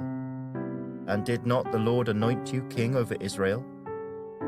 Now the Lord sent you on a mission and said, 'Go and utterly destroy the sinners, the Amalekites, and fight against them until they are consumed.' Why then did you not obey the voice of the Lord? Why did you swoop down on the spoil and do evil in the sight of the Lord?" And Saul said to Samuel, "But I have obeyed the voice of the Lord, and gone on the mission on which the Lord sent me, and brought back Agag, king of Amalek. I have utterly destroyed the Amalekites. But the people took of the plunder, sheep and oxen, the best of the things which should have been utterly destroyed, to sacrifice to the Lord your God in Gilgal." So Samuel said, "Has the Lord as great delight in burnt offerings and sacrifices as in obeying the voice of the Lord? Behold, to obey is better than sacrifice, and to heed than the fat of rams. For rebellion is as the sin of witchcraft, and stubbornness is as iniquity and idolatry. Because you have rejected the word of the Lord, he also has rejected you from being king." Then Saul said to Samuel, "I have sinned, for I have transgressed the commandment of the Lord and your words, because I feared the people and obeyed their voice. Now therefore, please pardon my sin, and return with me, that I may worship the Lord." But Samuel said to Saul, "I will not return with you, for you have rejected the word of the Lord, and the Lord has rejected you from being king over Israel." And as Samuel turned around to go away, Saul seized the edge of his robe, and it tore. So Samuel said to him, "The Lord has torn the kingdom of Israel from you today, and has given it to a neighbor of yours, who is better than you. And also, the strength of Israel will not lie nor relent, for he is not a man that he should relent." Then he said, "I have sinned. Yet honor me now, please, before the elders of my people and before Israel, and return with me, that I may worship the Lord your God." So Samuel turned back after Saul, and Saul worshipped the Lord. Then Samuel said, "Bring Agag, king of the Amalekites, here to me." So Agag came to him cautiously. And Agag said, "Surely the bitterness of death is past." But Samuel said, "As your sword has made women childless, so shall your mother be childless among women." And Samuel hacked Agag in pieces before the Lord in Gilgal. Then Samuel went to Ramah, and Saul went up to his house at Gibeah of Saul. And Samuel went no more to see Saul until the day of his death. Nevertheless, Samuel mourned for Saul, and the Lord regretted that he had made Saul king over Israel. Chapter 16. Now the Lord said to Samuel, "How long will you mourn for Saul, seeing I have rejected him from reigning over Israel? Fill your horn with oil, and go. I am sending you to Jesse the Bethlehemite, for I have provided myself a king among his sons." And Samuel said, "How can I go? If Saul hears it, he will kill me." But the Lord said, "Take a heifer with you, and say, I have come to sacrifice to the Lord. Then invite Jesse to the sacrifice, and I will show you what you shall do. You shall anoint for me the one I name to you." So Samuel did what the Lord said, and went to Bethlehem. And the elders of the town trembled at his coming, and said, "Do you come peaceably?" And he said, "Peaceably. I have come to sacrifice to the Lord. Sanctify yourselves, and come with me to the sacrifice." Then he consecrated Jesse and his sons, and invited them to the sacrifice. So it was, when they came, that he looked at Eliab, and said, "Surely the Lord's anointed is before him." But the Lord said to Samuel, "Do not look at his appearance, or at his physical stature, because I have refused him. For the Lord does not see as man sees. For man looks at the outward appearance, but the Lord looks at the heart." So Jesse called Abinadab, and made him pass before Samuel. And he said, "Neither has the Lord chosen this one." Then Jesse made Shammah pass by. And he said, "Neither has the Lord chosen this one." Thus Jesse made 7 of his sons pass before Samuel. And Samuel said to Jesse, "The Lord has not chosen these." And Samuel said to Jesse, "Are all the young men here?" Then he said, "There remains yet the youngest, and there he is, keeping the sheep." And Samuel said to Jesse, "Send and bring him, for we will not sit down till he comes here." So he sent and brought him in. Now he was ruddy, with bright eyes, and good-looking. And the Lord said, "Arise, anoint him, for this is the one." Then Samuel took the horn of oil, and anointed him in the midst of his brothers. And the Spirit of the Lord came upon David from that day forward. So Samuel arose and went to Ramah. But the Spirit of the Lord departed from Saul, and a distressing spirit from the Lord troubled him. And Saul's servants said to him, "Surely a distressing spirit from God is troubling you. Let our master now command your servants, who are before you, to seek out a man who is a skillful player on the harp, and it shall be that he will play it with his hand when the distressing spirit from God is upon you, and you shall be well." So Saul said to his servants, "Provide me now a man who can play well, and bring him to me." Then one of the servants answered and said, "Look, I have seen a son of Jesse the Bethlehemite, who is skillful in playing, a mighty man of valor, a man of war, prudent in speech, and a handsome person, and the Lord is with him." Therefore Saul sent messengers to Jesse, and said, "Send me your son David, who is with the sheep." And Jesse took a donkey, loaded with bread, a skin of wine, and a young goat, and sent them by his son David to Saul. So David came to Saul and stood before him. And he loved him greatly, and he became his armor-bearer. Then Saul sent to Jesse, saying, "Please let David stand before me, for he has found favor in my sight." And so it was, whenever the Spirit from God was upon Saul, that David would take a harp and play it with his hand. Then Saul would become refreshed and well, and the distressing spirit would depart from him. Chapter 17. Now the Philistines gathered their armies together to battle, and were gathered at Soko, which belongs to Judah. They encamped between Soko and Azekah, in Ephes Dammim. And Saul and the men of Israel were gathered together, and they encamped in the valley of Elah, and drew up in battle array against the Philistines. The Philistines stood on a mountain on one side, and Israel stood on a mountain on the other side, with a valley between them. And a champion went out from the camp of the Philistines, named Goliath, from Gath, whose height was 6 cubits and a span.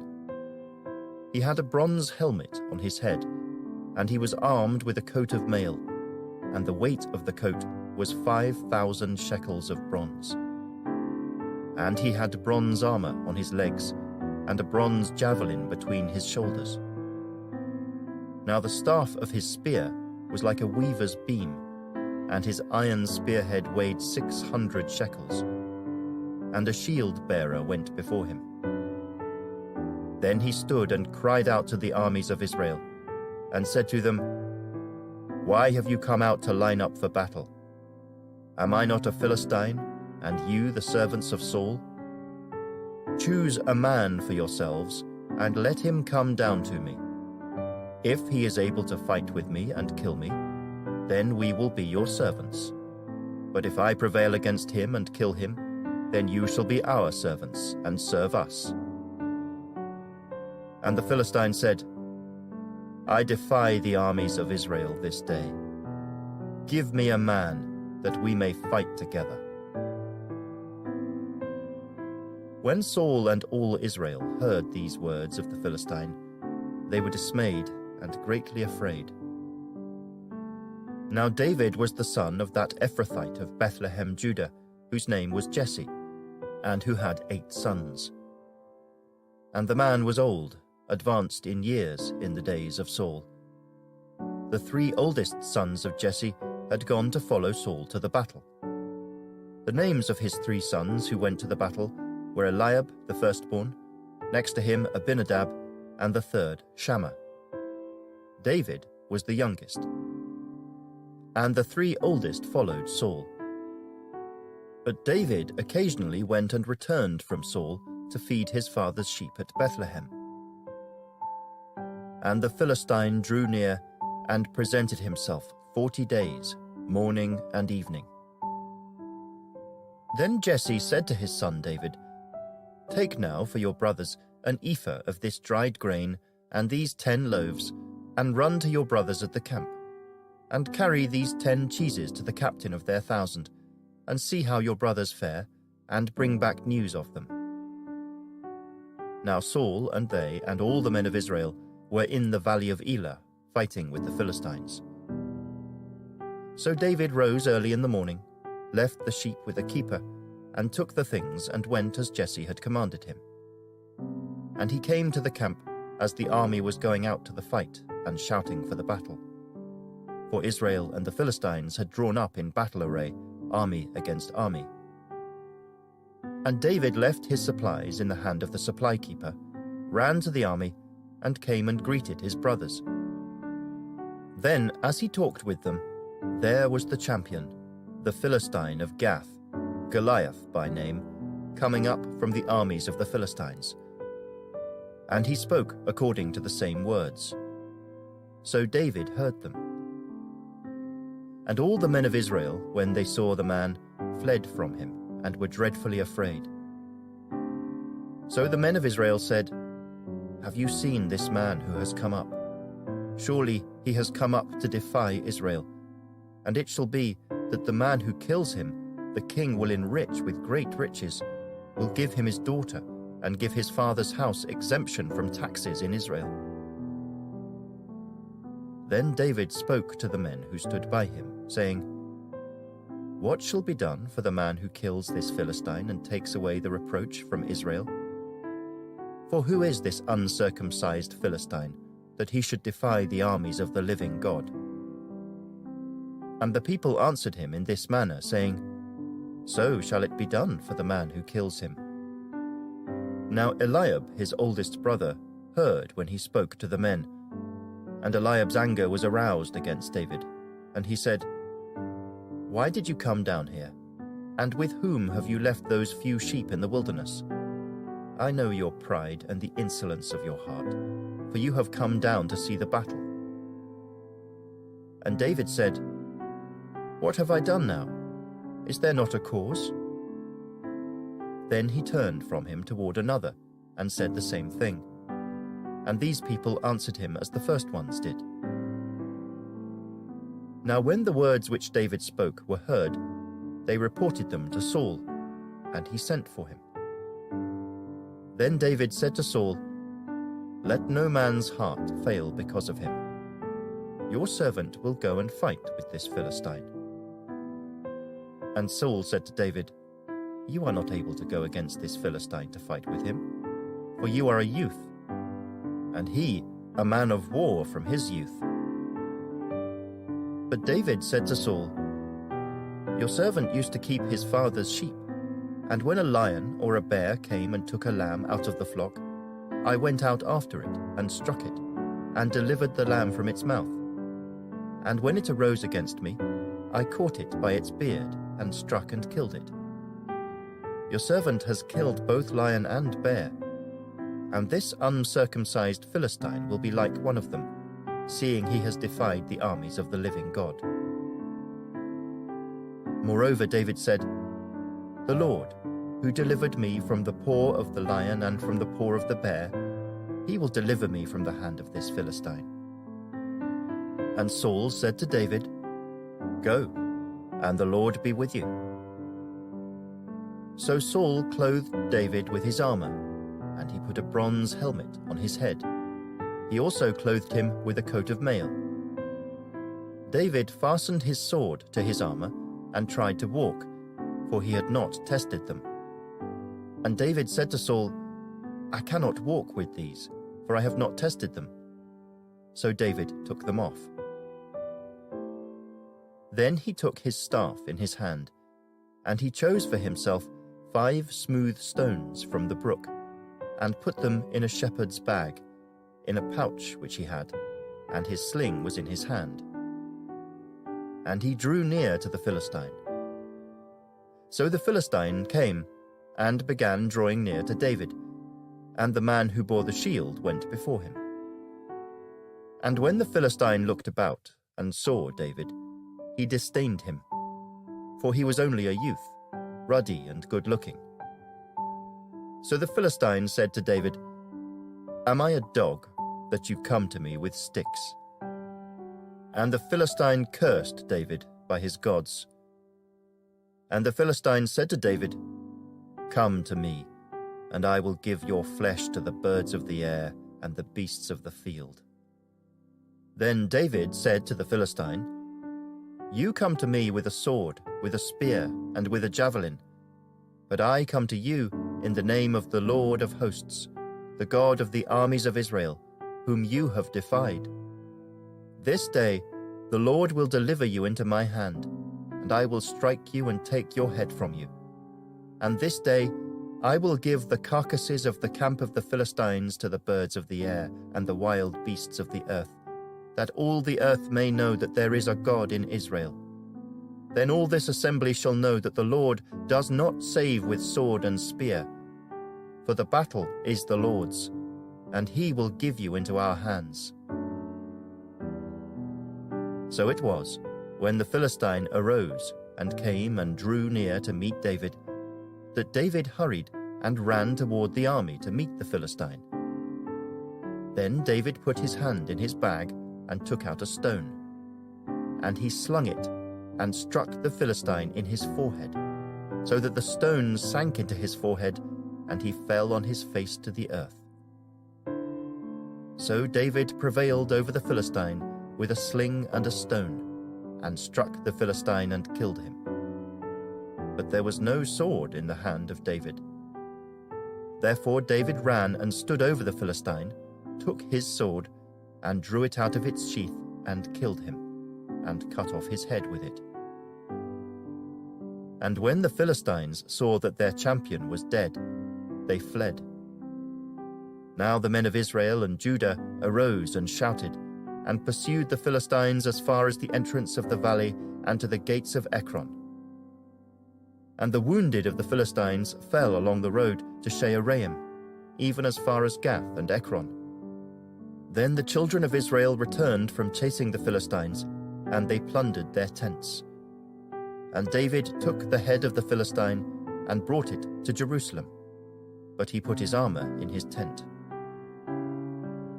When Saul saw David going out against the Philistine, he said to Abner, the commander of the army, "Abner, whose son is this youth?" And Abner said, "As your soul lives, O king, I do not know." So the king said, "Inquire whose son this young man is." Then, as David returned from the slaughter of the Philistine, Abner took him and brought him before Saul with the head of the Philistine in his hand. And Saul said to him, "Whose son are you, young man?" So David answered, "I am the son of your servant Jesse the Bethlehemite." Chapter 18. Now when he had finished speaking to Saul, the soul of Jonathan was knit to the soul of David, and Jonathan loved him as his own soul. Saul took him that day and would not let him go home to his father's house any more. Then Jonathan and David made a covenant, because he loved him as his own soul. And Jonathan took off the robe that was on him and gave it to David, with his armor, even to his sword and his bow and his belt. So David went out wherever Saul sent him, and behaved wisely. And Saul set him over the men of war, and he was accepted in the sight of all the people, and also in the sight of Saul's servants. Now it had happened as they were coming home, when David was returning from the slaughter of the Philistine, that the women had come out of all the cities of Israel, singing and dancing, to meet King Saul, with tambourines, with joy, and with musical instruments. So the women sang as they danced, and said, "Saul has slain his thousands, and David his 10,000s."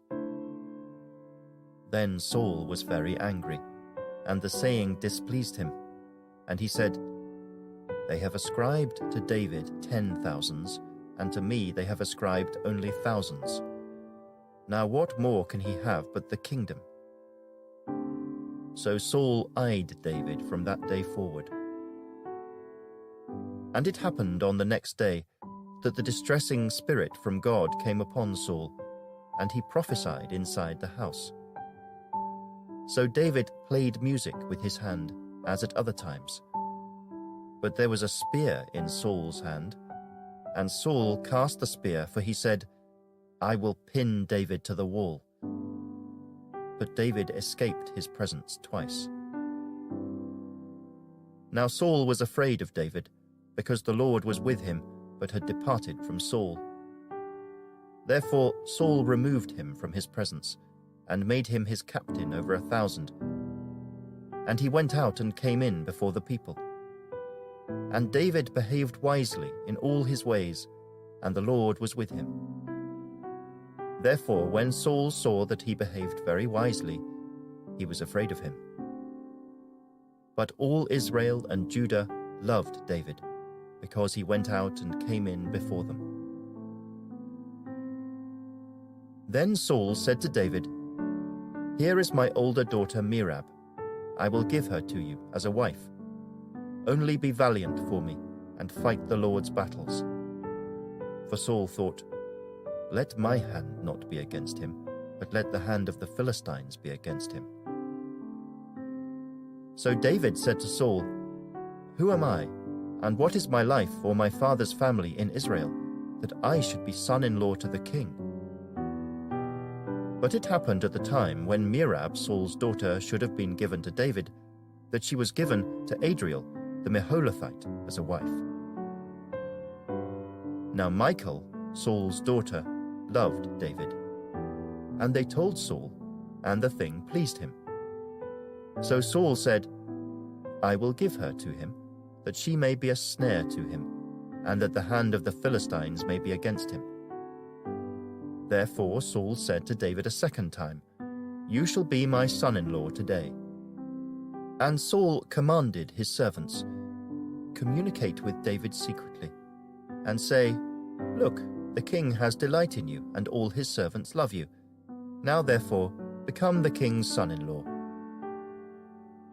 So Saul's servants spoke those words in the hearing of David. And David said, "Does it seem to you a light thing to be a king's son-in-law, seeing I am a poor and lightly esteemed man?" And the servants of Saul told him, saying, "In this manner David spoke." Then Saul said, "Thus you shall say to David, 'The king does not desire any dowry, but 100 foreskins of the Philistines, to take vengeance on the king's enemies.'" But Saul thought to make David fall by the hand of the Philistines. So when his servants told David these words, it pleased David well to become the king's son-in-law. Now the days had not expired. Therefore David arose and went, he and his men, and killed 200 men of the Philistines. And David brought their foreskins, and they gave them in full count to the king, that he might become the king's son-in-law. Then Saul gave him Michal his daughter as a wife. Thus Saul saw and knew that the Lord was with David, and that Michal, Saul's daughter, loved him. And Saul was still more afraid of David. So Saul became David's enemy continually. Then the princes of the Philistines went out to war. And so it was, whenever they went out, that David behaved more wisely than all the servants of Saul, so that his name became highly esteemed. Chapter 19. Now Saul spoke to Jonathan his son, and to all his servants, that they should kill David. But Jonathan, Saul's son, delighted greatly in David. So Jonathan told David, saying, "My father Saul seeks to kill you. Therefore please be on your guard until morning, and stay in a secret place and hide. And I will go out and stand beside my father in the field where you are, and I will speak with my father about you. Then what I observe, I will tell you." Thus Jonathan spoke well of David to Saul his father, and said to him, "Let not the king sin against his servant, against David, because he has not sinned against you, and because his works have been very good toward you. For he took his life in his hands and killed the Philistine, and the Lord brought about a great deliverance for all Israel. You saw it and rejoiced. Why then will you sin against innocent blood, to kill David without a cause?" So Saul heeded the voice of Jonathan. And Saul swore, "As the Lord lives, he shall not be killed." Then Jonathan called David, and Jonathan told him all these things. So Jonathan brought David to Saul, and he was in his presence, as in times past. And there was war again, and David went out and fought with the Philistines, and struck them with a mighty blow, and they fled from him. Now the distressing spirit from the Lord came upon Saul as he sat in his house with his spear in his hand. And David was playing music with his hand. Then Saul sought to pin David to the wall with the spear, but he slipped away from Saul's presence, and he drove the spear into the wall. So David fled and escaped that night. Saul also sent messengers to David's house to watch him and to kill him in the morning. And Michal, David's wife, told him, saying, "If you do not save your life tonight, tomorrow you will be killed." So Michal let David down through a window, and he went and fled and escaped. And Michal took an image and laid it in the bed, put a cover of goat's hair for his head, and covered it with clothes. So when Saul sent messengers to take David, she said, "He is sick." Then Saul sent the messengers back to see David, saying, "Bring him up to me in the bed, that I may kill him." And when the messengers had come in, there was the image in the bed, with a cover of goat's hair for his head. Then Saul said to Michal, "Why have you deceived me like this, and sent my enemy away, so that he has escaped?" And Michal answered Saul, "He said to me, "Let me go. Why should I kill you?" So David fled and escaped, and went to Samuel at Ramah, and told him all that Saul had done to him. And he and Samuel went and stayed in Naioth. Now it was told Saul, saying, "Take note, David is at Naioth in Ramah." Then Saul sent messengers to take David. And when they saw the group of prophets prophesying, and Samuel standing as leader over them, the Spirit of God came upon the messengers of Saul, and they also prophesied. And when Saul was told, he sent other messengers, and they prophesied likewise. Then Saul sent messengers again the third time, and they prophesied also. Then he also went to Ramah, and came to the great well that is at Secu. So he asked, and said, "Where are Samuel and David?" And someone said, "Indeed, they are at Naioth in Ramah." So he went there to Naioth in Ramah. Then the Spirit of God was upon him also, and he went on and prophesied until he came to Naioth in Ramah. And he also stripped off his clothes, and prophesied before Samuel in like manner, and lay down naked all that day and all that night. Therefore they say, "Is Saul also among the prophets?" Chapter 20. Then David fled from Naioth in Ramah, and went and said to Jonathan, "What have I done? What is my iniquity, and what is my sin before your father, that he seeks my life?" So Jonathan said to him, "By no means, you shall not die. Indeed, my father will do nothing either great or small without first telling me. And why should my father hide this thing from me? It is not so." Then David took an oath again and said, "Your father certainly knows that I have found favor in your eyes. And he has said, 'Do not let Jonathan know this, lest he be grieved.' But truly, as the Lord lives and as your soul lives, there is but a step between me and death." So Jonathan said to David, "Whatever you yourself desire, I will do it for you." And David said to Jonathan, "Indeed, tomorrow is the new moon, and I should not fail to sit with the king to eat. But let me go, that I may hide in the field until the third day at evening. If your father misses me at all, then say, 'David earnestly asked permission of me, that he might run over to Bethlehem, his city, for there is a yearly sacrifice there for all the family.' If he says thus, 'It is well,' your servant will be safe. But if he is very angry, be sure that evil is determined by him. Therefore you shall deal kindly with your servant, for you have brought your servant into a covenant of the Lord with you. Nevertheless, if there is iniquity in me, kill me yourself, for why should you bring me to your father?" But Jonathan said, "Far be it from you, for if I knew certainly that evil was determined by my father to come upon you, then would I not tell you?" Then David said to Jonathan, "Who will tell me? Or what if your father answers you roughly?" And Jonathan said to David, "Come, let us go out into the field." So both of them went out into the field. Then Jonathan said to David, "The Lord God of Israel is witness. When I have sounded out my father sometime tomorrow, or the third day, and indeed there is good toward David, and I do not send to you and tell you, may the Lord do so and much more to Jonathan. But if it pleases my father to do you evil, then I will report it to you and send you away, that you may go in safety. And the Lord be with you, as he has been with my father.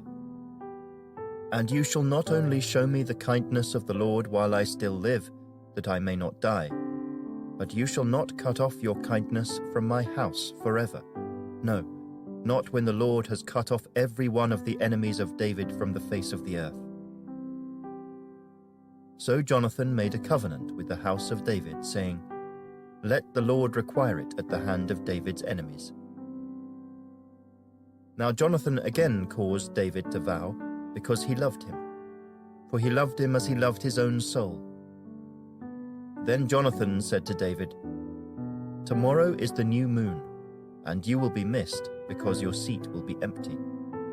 And when you have stayed 3 days, go down quickly and come to the place where you hid on the day of the deed, and remain by the stone Ezel. Then I will shoot 3 arrows to the side, as though I shot at a target. And there I will send a lad, saying, 'Go, find the arrows.' If I expressly say to the lad, 'Look, the arrows are on this side of you, get them and come,' then, as the Lord lives, there is safety for you, and no harm. But if I say thus to the young man, 'Look, the arrows are beyond you,' go your way, for the Lord has sent you away.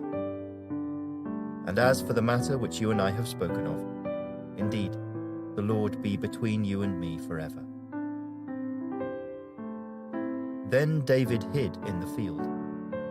And when the new moon had come, the king sat down to eat the feast. Now the king sat on his seat, as at other times, on a seat by the wall. And Jonathan arose, and Abner sat by Saul's side, but David's place was empty. Nevertheless, Saul did not say anything that day, for he thought, "Something has happened to him. He is unclean. Surely he is unclean."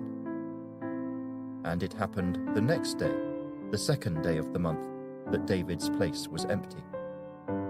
And Saul said to Jonathan his son, "Why has the son of Jesse not come to eat, either yesterday or today?" So Jonathan answered Saul, "David earnestly asked permission of me to go to Bethlehem. And he said, 'Please let me go, for our family has a sacrifice in the city, and my brother has commanded me to be there. And now, if I have found favor in your eyes, please let me get away and see my brothers.' Therefore he has not come to the king's table." Then Saul's anger was aroused against Jonathan, and he said to him, "You son of a perverse, rebellious woman, do I not know that you have chosen the son of Jesse to your own shame and to the shame of your mother's nakedness? For as long as the son of Jesse lives on the earth, you shall not be established, nor your kingdom. Now therefore, send and bring him to me, for he shall surely die." And Jonathan answered Saul his father, and said to him, "Why should he be killed? What has he done?" Then Saul cast a spear at him to kill him, by which Jonathan knew that it was determined by his father to kill David. So Jonathan arose from the table in fierce anger, and ate no food the 2nd day of the month, for he was grieved for David, because his father had treated him shamefully. And so it was, in the morning, that Jonathan went out into the field at the time appointed with David, and a little lad was with him. Then he said to his lad, "Now run, find the arrows which I shoot." As the lad ran, he shot an arrow beyond him. When the lad had come to the place where the arrow was which Jonathan had shot, Jonathan cried out after the lad and said, "Is not the arrow beyond you?" And Jonathan cried out after the lad, "Make haste, hurry, do not delay." So Jonathan's lad gathered up the arrows and came back to his master. But the lad did not know anything. Only Jonathan and David knew of the matter. Then Jonathan gave his weapons to his lad, and said to him, "Go, carry them to the city." As soon as the lad had gone, David arose from a place toward the south, fell on his face to the ground, and bowed down 3 times. And they kissed one another, and they wept together, but David more so. Then Jonathan said to David, "Go in peace, since we have both sworn in the name of the Lord, saying, 'May the Lord be between you and me, and between your descendants and my descendants forever.' So he arose and departed, and Jonathan went into the city." Chapter 21. Now David came to Nob, to Ahimelech the priest. And Ahimelech was afraid when he met David, and said to him, "Why are you alone, and no one is with you?" So David said to Ahimelech the priest, "The king has ordered me on some business, and said to me, 'Do not let anyone know anything about the business on which I send you, or what I have commanded you.' And I have directed my young men to such and such a place. Now therefore, what have you on hand? Give me 5 loaves of bread in my hand, or whatever can be found." And the priest answered David and said, "There is no common bread on hand, but there is holy bread, if the young men have at least kept themselves from women." Then David answered the priest and said to him, "Truly, women have been kept from us about 3 days since I came out, and the vessels of the young men are holy, and the bread is in effect common, even though it was consecrated in the vessel this day." So the priest gave him holy bread, for there was no bread there but the showbread, which had been taken from before the Lord, in order to put hot bread in its place on the day when it was taken away. Now a certain man of the servants of Saul was there that day, detained before the Lord. And his name was Doeg, an Edomite, the chief of the herdsmen who belonged to Saul. And David said to Ahimelech, "Is there not here on hand a spear or a sword? For I have brought neither my sword nor my weapons with me, because the king's business required haste." So the priest said, "The sword of Goliath the Philistine, whom you killed in the valley of Elah, there it is, wrapped in a cloth behind the ephod. If you will take that, take it, for there is no other except that one here." And David said, "There is none like it. Give it to me." Then David arose and fled that day from before Saul, and went to Achish the king of Gath. And the servants of Achish said to him, "Is this not David the king of the land? Did they not sing of him to one another in dances, saying, 'Saul has slain his thousands, and David his 10,000s?'" Now David took these words to heart, and was very much afraid of Achish the king of Gath. So he changed his behavior before them, pretended madness in their hands, scratched on the doors of the gate, and let his saliva fall down on his beard. Then Achish said to his servants, "Look, you see the man is insane. Why have you brought him to me? Have I need of madmen that you have brought this fellow to play the madman in my presence? Shall this fellow come into my house?" Chapter 22. David therefore departed from there, and escaped to the cave of Adullam. So when his brothers and all his father's house heard it, they went down there to him. And everyone who was in distress, everyone who was in debt, and everyone who was discontented gathered to him. So he became captain over them, and there were about 400 men with him. Then David went from there to Mizpah of Moab. And he said to the king of Moab, "Please let my father and my mother come here with you, till I know what God will do for me." So he brought them before the king of Moab, and they dwelt with him all the time that David was in the stronghold. Now the prophet Gad said to David, "Do not stay in the stronghold. Depart, and go to the land of Judah." So David departed, and went into the forest of Hereth. When Saul heard that David and the men who were with him had been discovered, now Saul was staying in Gibeah under a tamarisk tree in Ramah, with his spear in his hand and all his servants standing about him.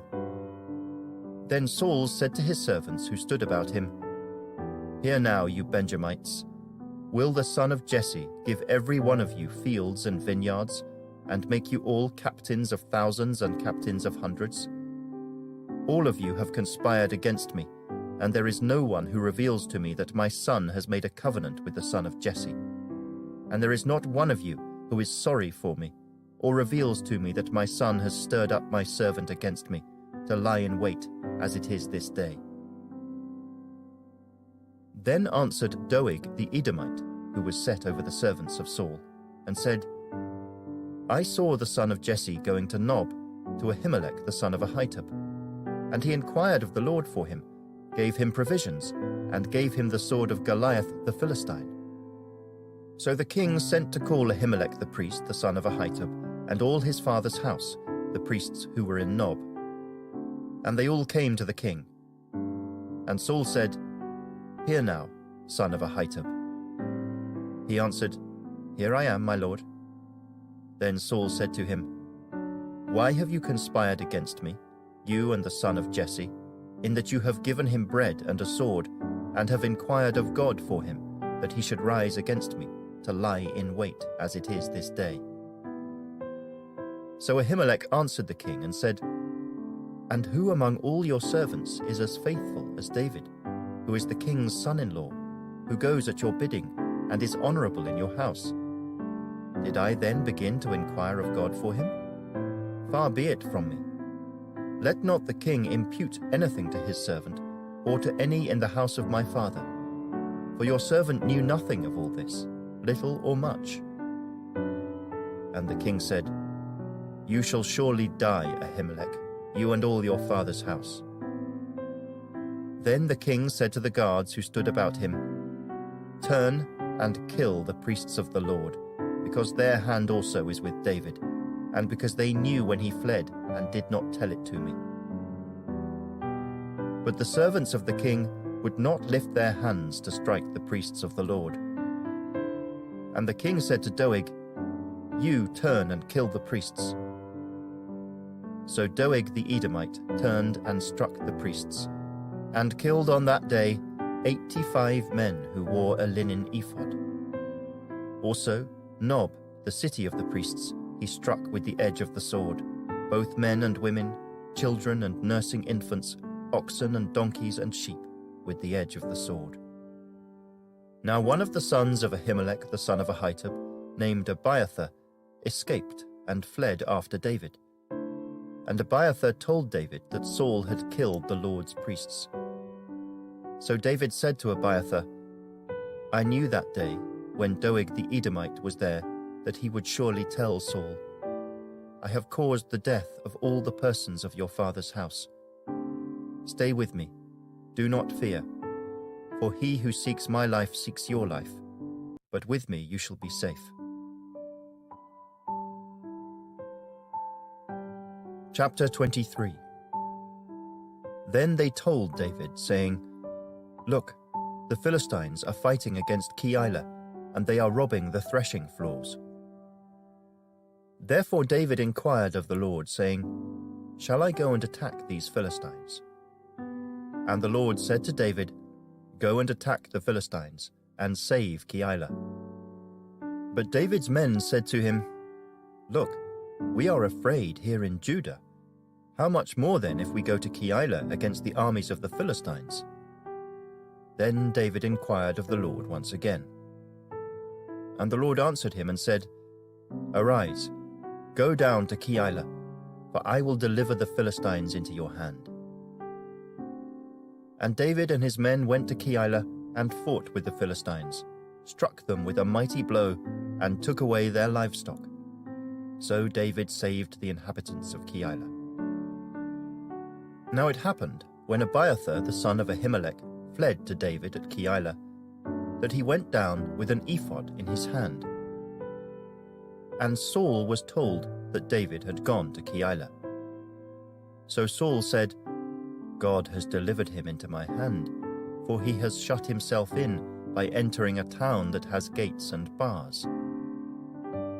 Then Saul called all the people together for war, to go down to Keilah to besiege David and his men. When David knew that Saul plotted evil against him, he said to Abiathar the priest, "Bring the ephod here."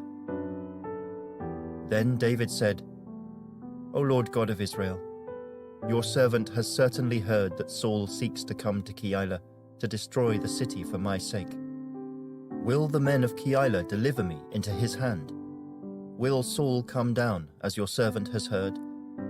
O Lord God of Israel, I pray, tell your servant." And the Lord said, "He will come down." Then David said, "Will the men of Keilah deliver me and my men into the hand of Saul?" And the Lord said, "They will deliver you." So David and his men, about 600, arose and departed from Keilah, and went wherever they could go. Then it was told Saul that David had escaped from Keilah, so he halted the expedition. And David stayed in strongholds in the wilderness, and remained in the mountains in the wilderness of Ziph. Saul sought him every day, but God did not deliver him into his hand. So David saw that Saul had come out to seek his life. And David was in the wilderness of Ziph in a forest. Then Jonathan, Saul's son, arose and went to David in the woods, and strengthened his hand in God. And he said to him, "Do not fear, for the hand of Saul my father shall not find you. You shall be king over Israel, and I shall be next to you. Even my father Saul knows that." So the two of them made a covenant before the Lord. And David stayed in the woods, and Jonathan went to his own house. Then the Ziphites came up to Saul at Gibeah, saying, "Is David not hiding with us in strongholds in the woods, in the hill of Hakeilah, which is on the south of Jeshimon? Now therefore, O king, come down according to all the desire of your soul to come down, and our part shall be to deliver him into the king's hand." And Saul said, "Blessed are you of the Lord, for you have compassion on me. Please go and find out for sure, and see the place where his hideout is, and who has seen him there, for I am told he is very crafty. See, therefore, and take knowledge of all the lurking places where he hides. And come back to me with certainty, and I will go with you. And it shall be, if he is in the land, that I will search for him throughout all the clans of Judah." So they arose and went to Ziph before Saul. But David and his men were in the wilderness of Maon, in the plain on the south of Jeshimon. When Saul and his men went to seek him, they told David. Therefore he went down to the rock, and stayed in the wilderness of Maon. And when Saul heard that, he pursued David in the wilderness of Maon. Then Saul went on one side of the mountain, and David and his men on the other side of the mountain. So David made haste to get away from Saul, for Saul and his men were encircling David and his men to take them. But a messenger came to Saul, saying, "Hurry and come, for the Philistines have invaded the land." Therefore Saul returned from pursuing David, and went against the Philistines. So they called that place the Rock of Escape. Then David went up from there, and dwelt in strongholds at En-Gedi. Chapter 24. Now it happened, when Saul had returned from following the Philistines, that it was told him, saying, "Take note, David is in the wilderness of En-Gedi." Then Saul took 3,000 chosen men from all Israel, and went to seek David and his men on the rocks of the wild goats. So he came to the sheepfolds by the road, where there was a cave, and Saul went in to attend to his needs. David and his men were staying in the recesses of the cave. Then the men of David said to him, "This is the day of which the Lord said to you, 'Behold, I will deliver your enemy into your hand, that you may do to him as it seems good to you.'" And David arose and secretly cut off a corner of Saul's robe. Now it happened afterward, that David's heart troubled him because he had cut Saul's robe. And he said to his men, "The Lord forbid that I should do this thing to my master, the Lord's anointed, to stretch out my hand against him, seeing he is the anointed of the Lord." So David restrained his servants with these words, and did not allow them to rise against Saul. And Saul got up from the cave and went on his way. David also arose afterward, went out of the cave, and called out to Saul, saying, "My lord the king." And when Saul looked behind him, David stooped with his face to the earth and bowed down. And David said to Saul, "Why do you listen to the words of men who say, 'Indeed, David seeks your harm'? Look, this day your eyes have seen that the Lord delivered you today into my hand in the cave, and someone urged me to kill you. But my eye spared you, and I said, 'I will not stretch out my hand against my Lord, for he is the Lord's anointed.' Moreover, my father, see, yes, see the corner of your robe in my hand. For in that I cut off the corner of your robe and did not kill you, know and see that there is neither evil nor rebellion in my hand, and I have not sinned against you. Yet you hunt my life to take it. Let the Lord judge between you and me, and let the Lord avenge me on you. But my hand shall not be against you. As the proverb of the ancients says, 'Wickedness proceeds from the wicked.' But my hand shall not be against you. After whom has the king of Israel come out? Whom do you pursue? A dead dog? A flea? Therefore let the Lord be judge, and judge between you and me, and see and plead my case, and deliver me out of your hand." So it was, when David had finished speaking these words to Saul, that Saul said, "Is this your voice, my son David?" And Saul lifted up his voice and wept. Then he said to David, "You are more righteous than I, for you have rewarded me with good, whereas I have rewarded you with evil. And you have shown this day how you have dealt well with me.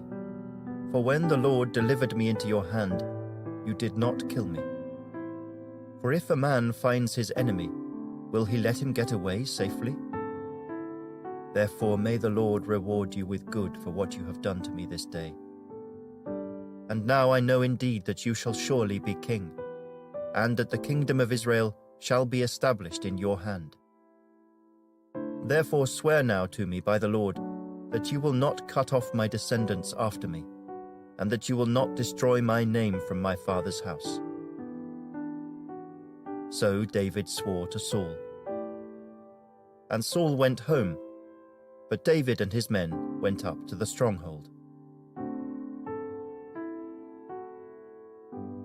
Chapter 25. Then Samuel died, and the Israelites gathered together and lamented for him, and buried him at his home in Ramah.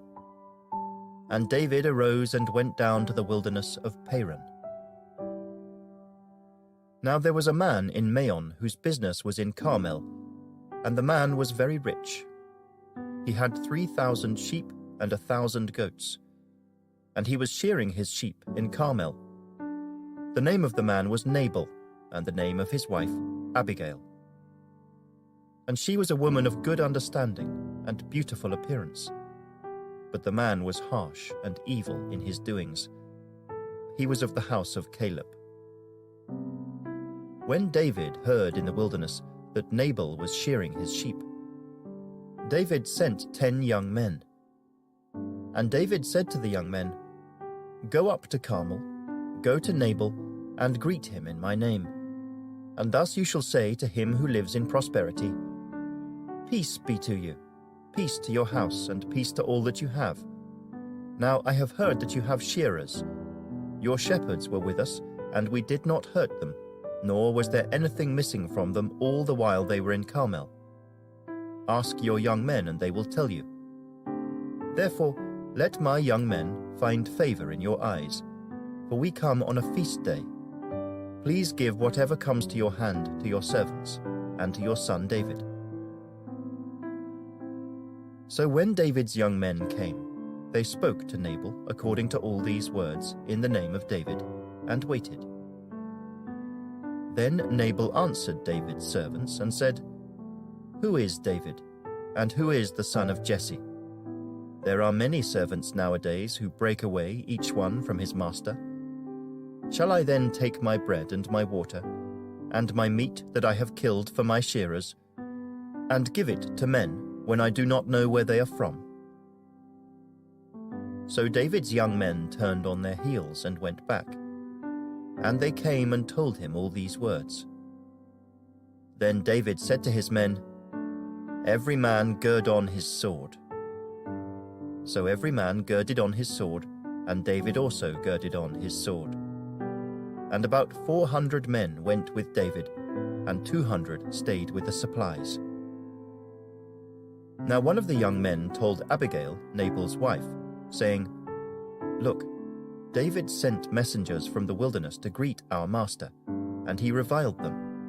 But the men were very good to us, and we were not hurt, nor did we miss anything as long as we accompanied them when we were in the fields. They were a wall to us both by night and day, all the time we were with them keeping the sheep. Now therefore, know and consider what you will do, for harm is determined against our master and against all his household, for he is such a scoundrel that one cannot speak to him."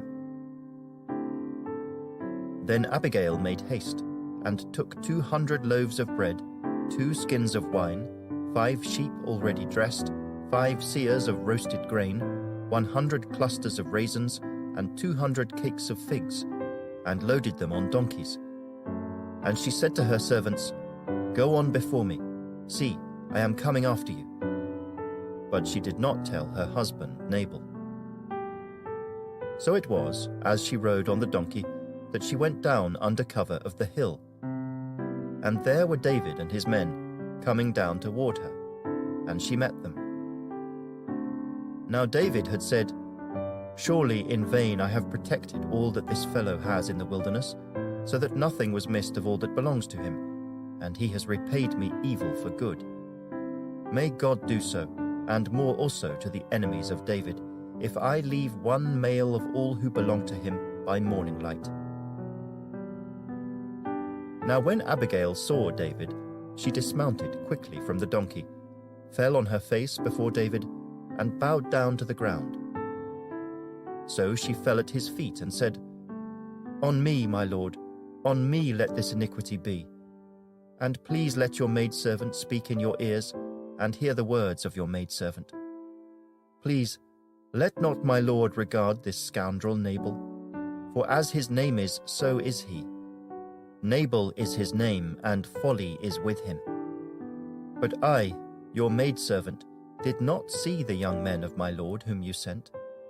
Now therefore, my lord, as the Lord lives and as your soul lives, since the Lord has held you back from coming to bloodshed and from avenging yourself with your own hand, now then, let your enemies and those who seek harm for my lord be as Nabal. And now this present which your maidservant has brought to my lord, let it be given to the young men who follow my lord. Please forgive the trespass of your maidservant. For the Lord will certainly make for my lord an enduring house, because my lord fights the battles of the Lord, and evil is not found in you throughout your days. Yet a man has risen to pursue you and seek your life. But the life of my lord shall be bound in the bundle of the living with the Lord your God.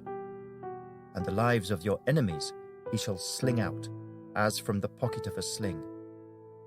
And it shall come to pass, when the Lord has done for my lord according to all the good that he has spoken concerning you, and has appointed you ruler over Israel, that this will be no grief to you, nor offense of heart to my lord, either that you have shed blood without cause, or that my lord has avenged himself. But when the Lord has dealt well with my lord, then remember your maidservant." Then David said to Abigail, "Blessed is the Lord God of Israel, who sent you this day to meet me. and blessed is your advice, and blessed are you, because you have kept me this day from coming to bloodshed, and from avenging myself with my own hand. For indeed, as the Lord God of Israel lives, who has kept me back from hurting you, unless you had hurried and come to meet me, surely by morning light no males would have been left to Nabal."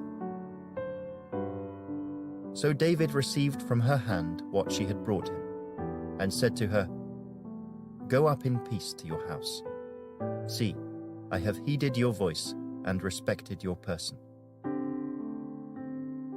Now Abigail went to Nabal, and there he was, holding a feast in his house, like the feast of a king. And Nabal's heart was merry within him, for he was very drunk. Therefore she told him nothing, little or much, until morning light.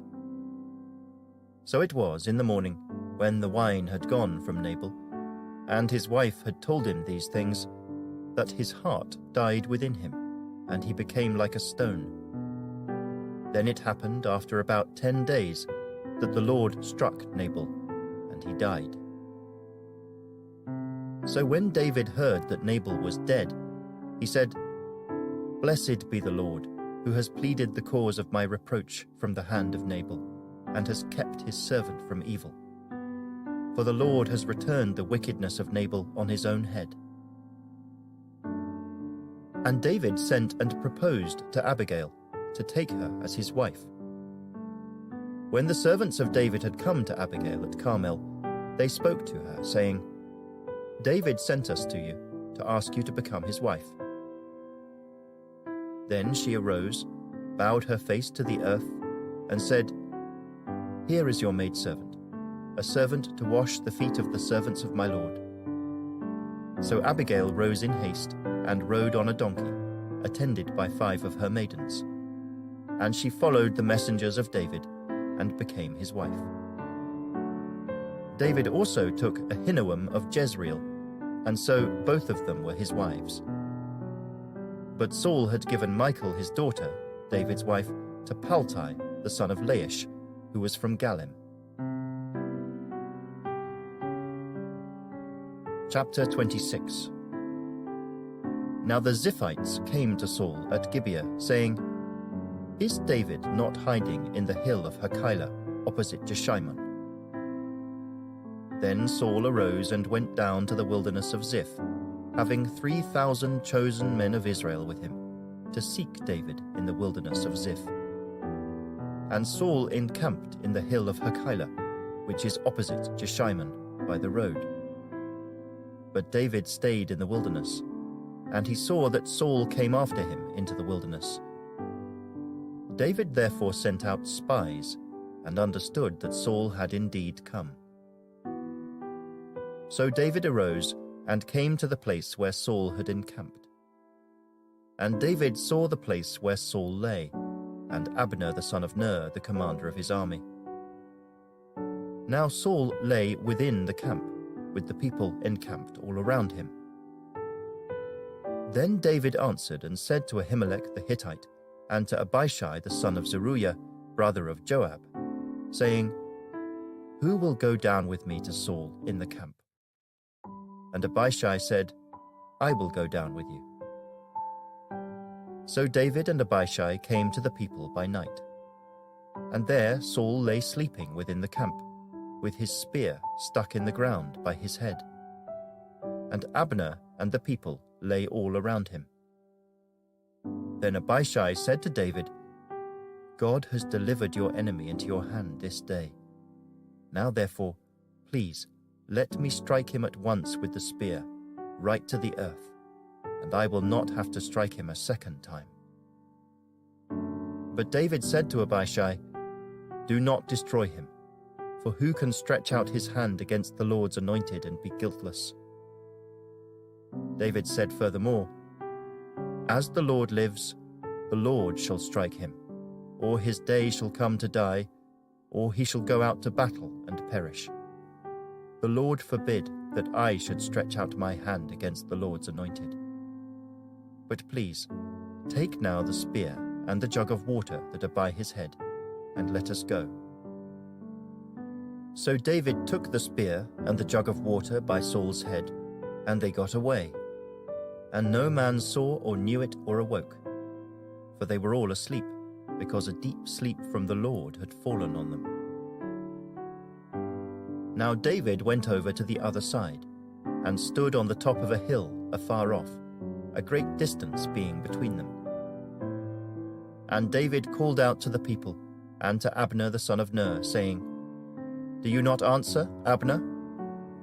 Then Abner answered and said, "Who are you, calling out to the king?" So David said to Abner, "Are you not a man? And who is like you in Israel? Why then have you not guarded your lord the king? For one of the people came in to destroy your lord the king. This thing that you have done is not good.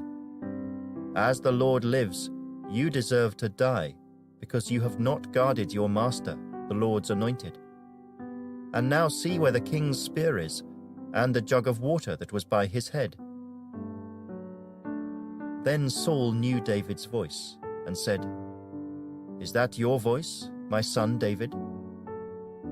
David said, "It is my voice, my lord, O king." And he said, "Why does my lord thus pursue his servant? For what have I done, or what evil is in my hand? Now therefore, please, let my lord the king hear the words of his servant. If the Lord has stirred you up against me, let him accept an offering. But if it is the children of men, may they be cursed before the Lord, for they have driven me out this day from sharing in the inheritance of the Lord, saying, 'Go, serve other gods.'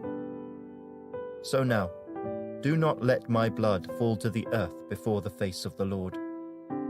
For the king of Israel has come out to seek a flea, as when one hunts a partridge in the mountains." Then Saul said, "I have sinned. Return, my son David, for I will harm you no more, because my life was precious in your eyes this day. Indeed, I have played the fool and erred exceedingly." And David answered and said, "Here is the king's spear. Let one of the young men come over and get it. May the Lord repay every man for his righteousness and his faithfulness. For the Lord delivered you into my hand today, but I would not stretch out my hand against the Lord's anointed. And indeed, as your life was valued much this day in my eyes, so let my life be valued much in the eyes of the Lord, and let him deliver me out of all tribulation." Then Saul said to David, "May you be blessed, my son David. You shall both do great things and also still prevail." So David went on his way, and Saul returned to his place. Chapter 27. And David said in his heart, "Now I shall perish some day by the hand of Saul. There is nothing better for me than that I should speedily escape to the land of the Philistines. And Saul will despair of me, to seek me any more in any part of Israel. So I shall escape out of his hand." Then David arose and went over with the 600 men who were with him to Achish, the son of Maok, king of Gath. So David dwelt with Achish at Gath, he and his men, each man with his household, and David with his 2 wives, Ahinoam the Jezreelitess and Abigail the Carmelitess, Nabal's widow. And it was told Saul that David had fled to Gath, so he sought him no more. Then David said to Achish, "If I have now found favor in your eyes, let them give me a place in some town in the country, that I may dwell there. For why should your servant dwell in the royal city with you?" So Achish gave him Ziklag that day. Therefore Ziklag has belonged to the kings of Judah to this day. Now the time that David dwelt in the country of the Philistines was 1 full year and 4 months. And David and his men went up and raided the Geshurites, the Girzites, and the Amalekites. For those nations were the inhabitants of the land from of old, as you go to Shur, even as far as the land of Egypt. Whenever David attacked the land, he left neither man nor woman alive, but took away the sheep, the oxen, the donkeys, the camels, and the apparel, and returned and came to Achish. Then Achish would say, "Where have you made a raid today?" And David would say, "Against the southern area of Judah, or against the southern area of the Jerahmeelites, or against the southern area of the Kenites." David would save neither man nor woman alive to bring news to Gath, saying, "Lest they should inform on us, saying, 'Thus David did.'" And thus was his behavior all the time he dwelt in the country of the Philistines. So Achish believed David, saying, "He has made his people Israel utterly abhor him, therefore he will be my servant forever." Chapter 28. Now it happened in those days that the Philistines gathered their armies together for war to fight with Israel. And Achish said to David, "You assuredly know that you will go out with me to battle, you and your men." So David said to Achish, "Surely you know what your servant can do." And Achish said to David, "Therefore I will make you one of my chief guardians forever." Now Samuel had died, and all Israel had lamented for him, and buried him in Ramah, in his own city. And Saul had put the mediums and the spiritists out of the land. Then the Philistines gathered together, and came and encamped at Shunem. So Saul gathered all Israel together, and they encamped at Gilboa. When Saul saw the army of the Philistines, he was afraid, and his heart trembled greatly. And when Saul inquired of the Lord did not answer him, either by dreams, or by Urim, or by the prophets. Then Saul said to his servants, "Find me a woman who is a medium, that I may go to her and inquire of her." And his servants said to him, "In fact, there is a woman who is a medium at En-dor." So Saul disguised himself, and put on other clothes, and he went, and 2 men with him, and they came to the woman by night. And he said, "Please conduct a seance for me, and bring up for me the one I shall name to you."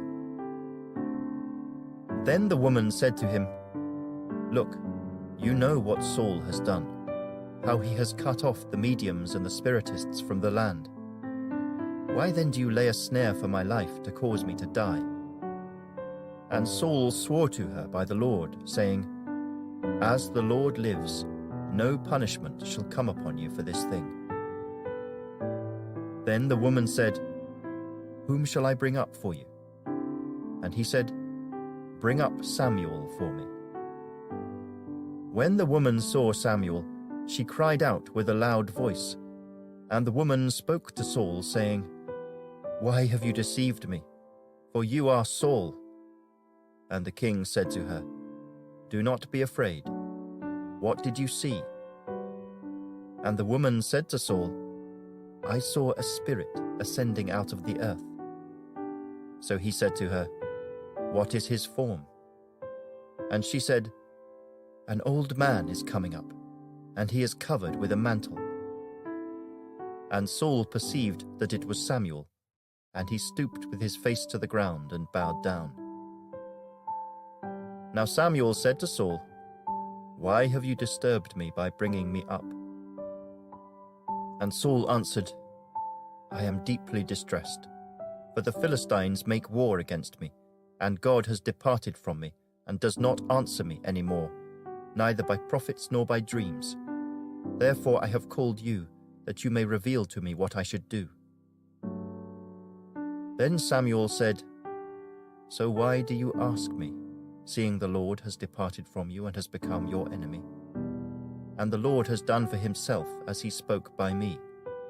For the Lord has torn the kingdom out of your hand and given it to your neighbor David.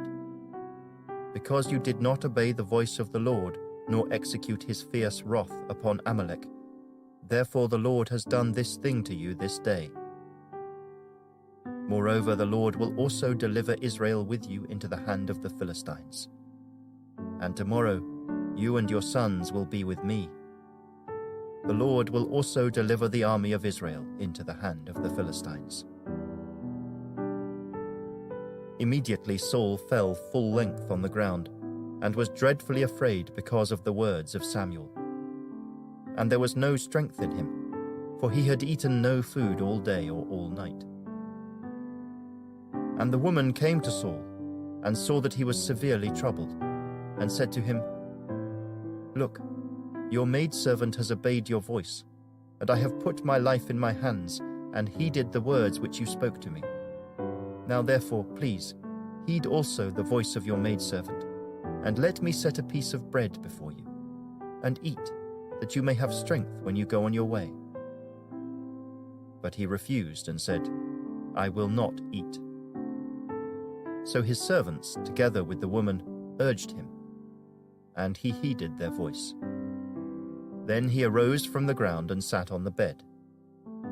Now the woman had a fatted calf in the house, and she hastened to kill it. And she took flour and kneaded it, and baked unleavened bread from it. So she brought it before Saul and his servants, and they ate. Then they rose and went away that night. Chapter 29. Then the Philistines gathered together all their armies at Aphek, and the Israelites encamped by a fountain which is in Jezreel. And the lords of the Philistines passed in review by hundreds and by thousands. But David and his men passed in review at the rear with Achish.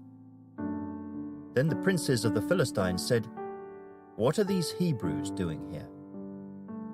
And Achish said to the princes of the Philistines, "Is this not David, the servant of Saul king of Israel, who has been with me these days or these years? And to this day I have found no fault in him since he defected to me." But the princes of the Philistines were angry with him. So the princes of the Philistines said to him, "Make this fellow return, that he may go back to the place which you have appointed for him, and do not let him go down with us to battle, lest in the battle he become our adversary. For with what could he reconcile himself to his master, if not with the heads of these men? Is this not David, of whom they sang to one another in dances, saying, 'Saul has slain his thousands, and David his 10,000s. Then Achish called David and said to him, "Surely, as the Lord lives, you have been upright, and your going out and your coming in with me in the army is good in my sight. For to this day I have not found evil in you since the day of your coming to me. Nevertheless, the lords do not favor you. Therefore return now and go in peace, that you may not displease the lords of the Philistines." So David said to Achish, "But what have I done? And to this day what have you found in your servant, as long as I have been with you, that I may not go and fight against the enemies of my lord the king?" Then Achish answered and said to David, "I know that you are as good in my sight as an angel of God. Nevertheless, the princes of the Philistines have said, 'He shall not go up with us to the battle.' Now therefore, rise early in the morning with your master's servants who have come with you, and as soon as you are up early in the morning and have light, depart." So David and his men rose early to depart in the morning, to return to the land of the Philistines. And the Philistines went up to Jezreel. Chapter 30. Now it happened, when David and his men came to Ziklag on the third day, that the Amalekites had invaded the south and Ziklag, attacked Ziklag and burned it with fire, and had taken captive the women and those who were there, from small to great. They did not kill anyone, but carried them away and went their way. So David and his men came to the city, and there it was, burned with fire, and their wives, their sons, and their daughters had been taken captive. Then David and the people who were with him lifted up their voices and wept until they had no more power to weep. And David's 2 wives, Ahinoam the Jezreelitess and Abigail the widow of Nabal the Carmelite, had been taken captive. Now David was greatly distressed, for the people spoke of stoning him, because the soul of all the people was grieved, every man for his sons and his daughters. But David strengthened himself in the Lord his God.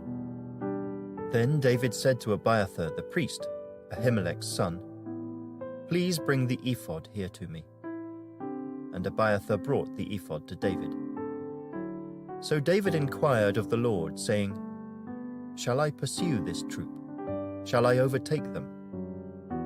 And he answered him, "Pursue, for you shall surely overtake them, and without fail recover all." So David went, he and the 600 men who were with him, and came to the brook Besor, where those stayed who were left behind. But David pursued, he and 400 men. For 200 stayed behind, who were so weary that they could not cross the brook Besor. Then they found an Egyptian in the field, and brought him to David. And they gave him bread, and he ate, and they let him drink water. And they gave him a piece of a cake of figs, and 2 clusters of raisins. So when he had eaten, his strength came back to him, for he had eaten no bread, nor drunk water for 3 days and 3 nights. Then David said to him, "To whom do you belong, and where are you from?" And he said, "I am a young man from Egypt, servant of an Amalekite, and my master left me behind because 3 days ago I fell sick. We made an invasion of the southern area of the Kerethites, in the territory which belongs to Judah, and of the southern area of Caleb, and we burned Ziklag with fire." And David said to him, "Can you take me down to this troop?" So he said, "Swear to me by God that you will neither kill me nor deliver me into the hands of my master, and I will take you down to this troop." And when he had brought him down, there they were, spread out over all the land, eating and drinking and dancing, because of all the great spoil which they had taken from the land of the Philistines and from the land of Judah. Then David attacked them from twilight until the evening of the next day. Not a man of them escaped, except 400 young men who rode on camels and fled. So David recovered all that the Amalekites had carried away, and David rescued his 2 wives. And nothing of theirs was lacking, either small or great, sons or daughters, spoil, or anything which they had taken from them. David recovered all. Then David took all the flocks and herds they had driven before those other livestock, and said, "This is David's spoil." Now David came to the 200 men who had been so weary that they could not follow David, whom they also had made to stay at the brook Besor. So they went out to meet David, and to meet the people who were with him. And when David came near the people, he greeted them. Then all the wicked and worthless men of those who went with David answered and said, "Because they did not go with us, we will not give them any of the spoil that we have recovered, except for every man's wife and children, that they may lead them away and depart." But David said, "My brethren, you shall not do so with what the Lord has given us, who has preserved us and delivered into our hand the troop that came against us. For who will heed you in this matter?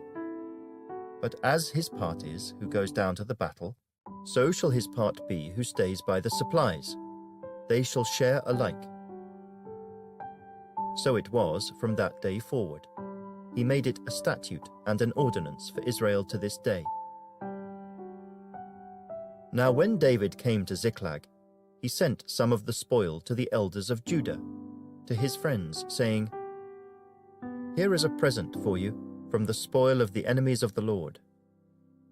To those who were in Bethel, those who were in Ramoth of the south, those who were in Jattah, those who were in Aroer, those who were in Siphmoth, those who were in Eshtemoa, those who were in Rachel, those who were in the cities of the Jerahmeelites, those who were in the cities of the Kenites, those who were in Hormah, those who were in Korashan, those who were in Athak, those who were in Hebron, and to all the places where David himself and his men were accustomed to rove.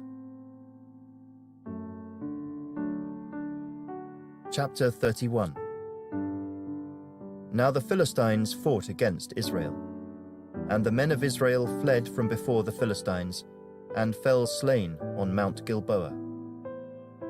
Then the Philistines followed hard after Saul and his sons.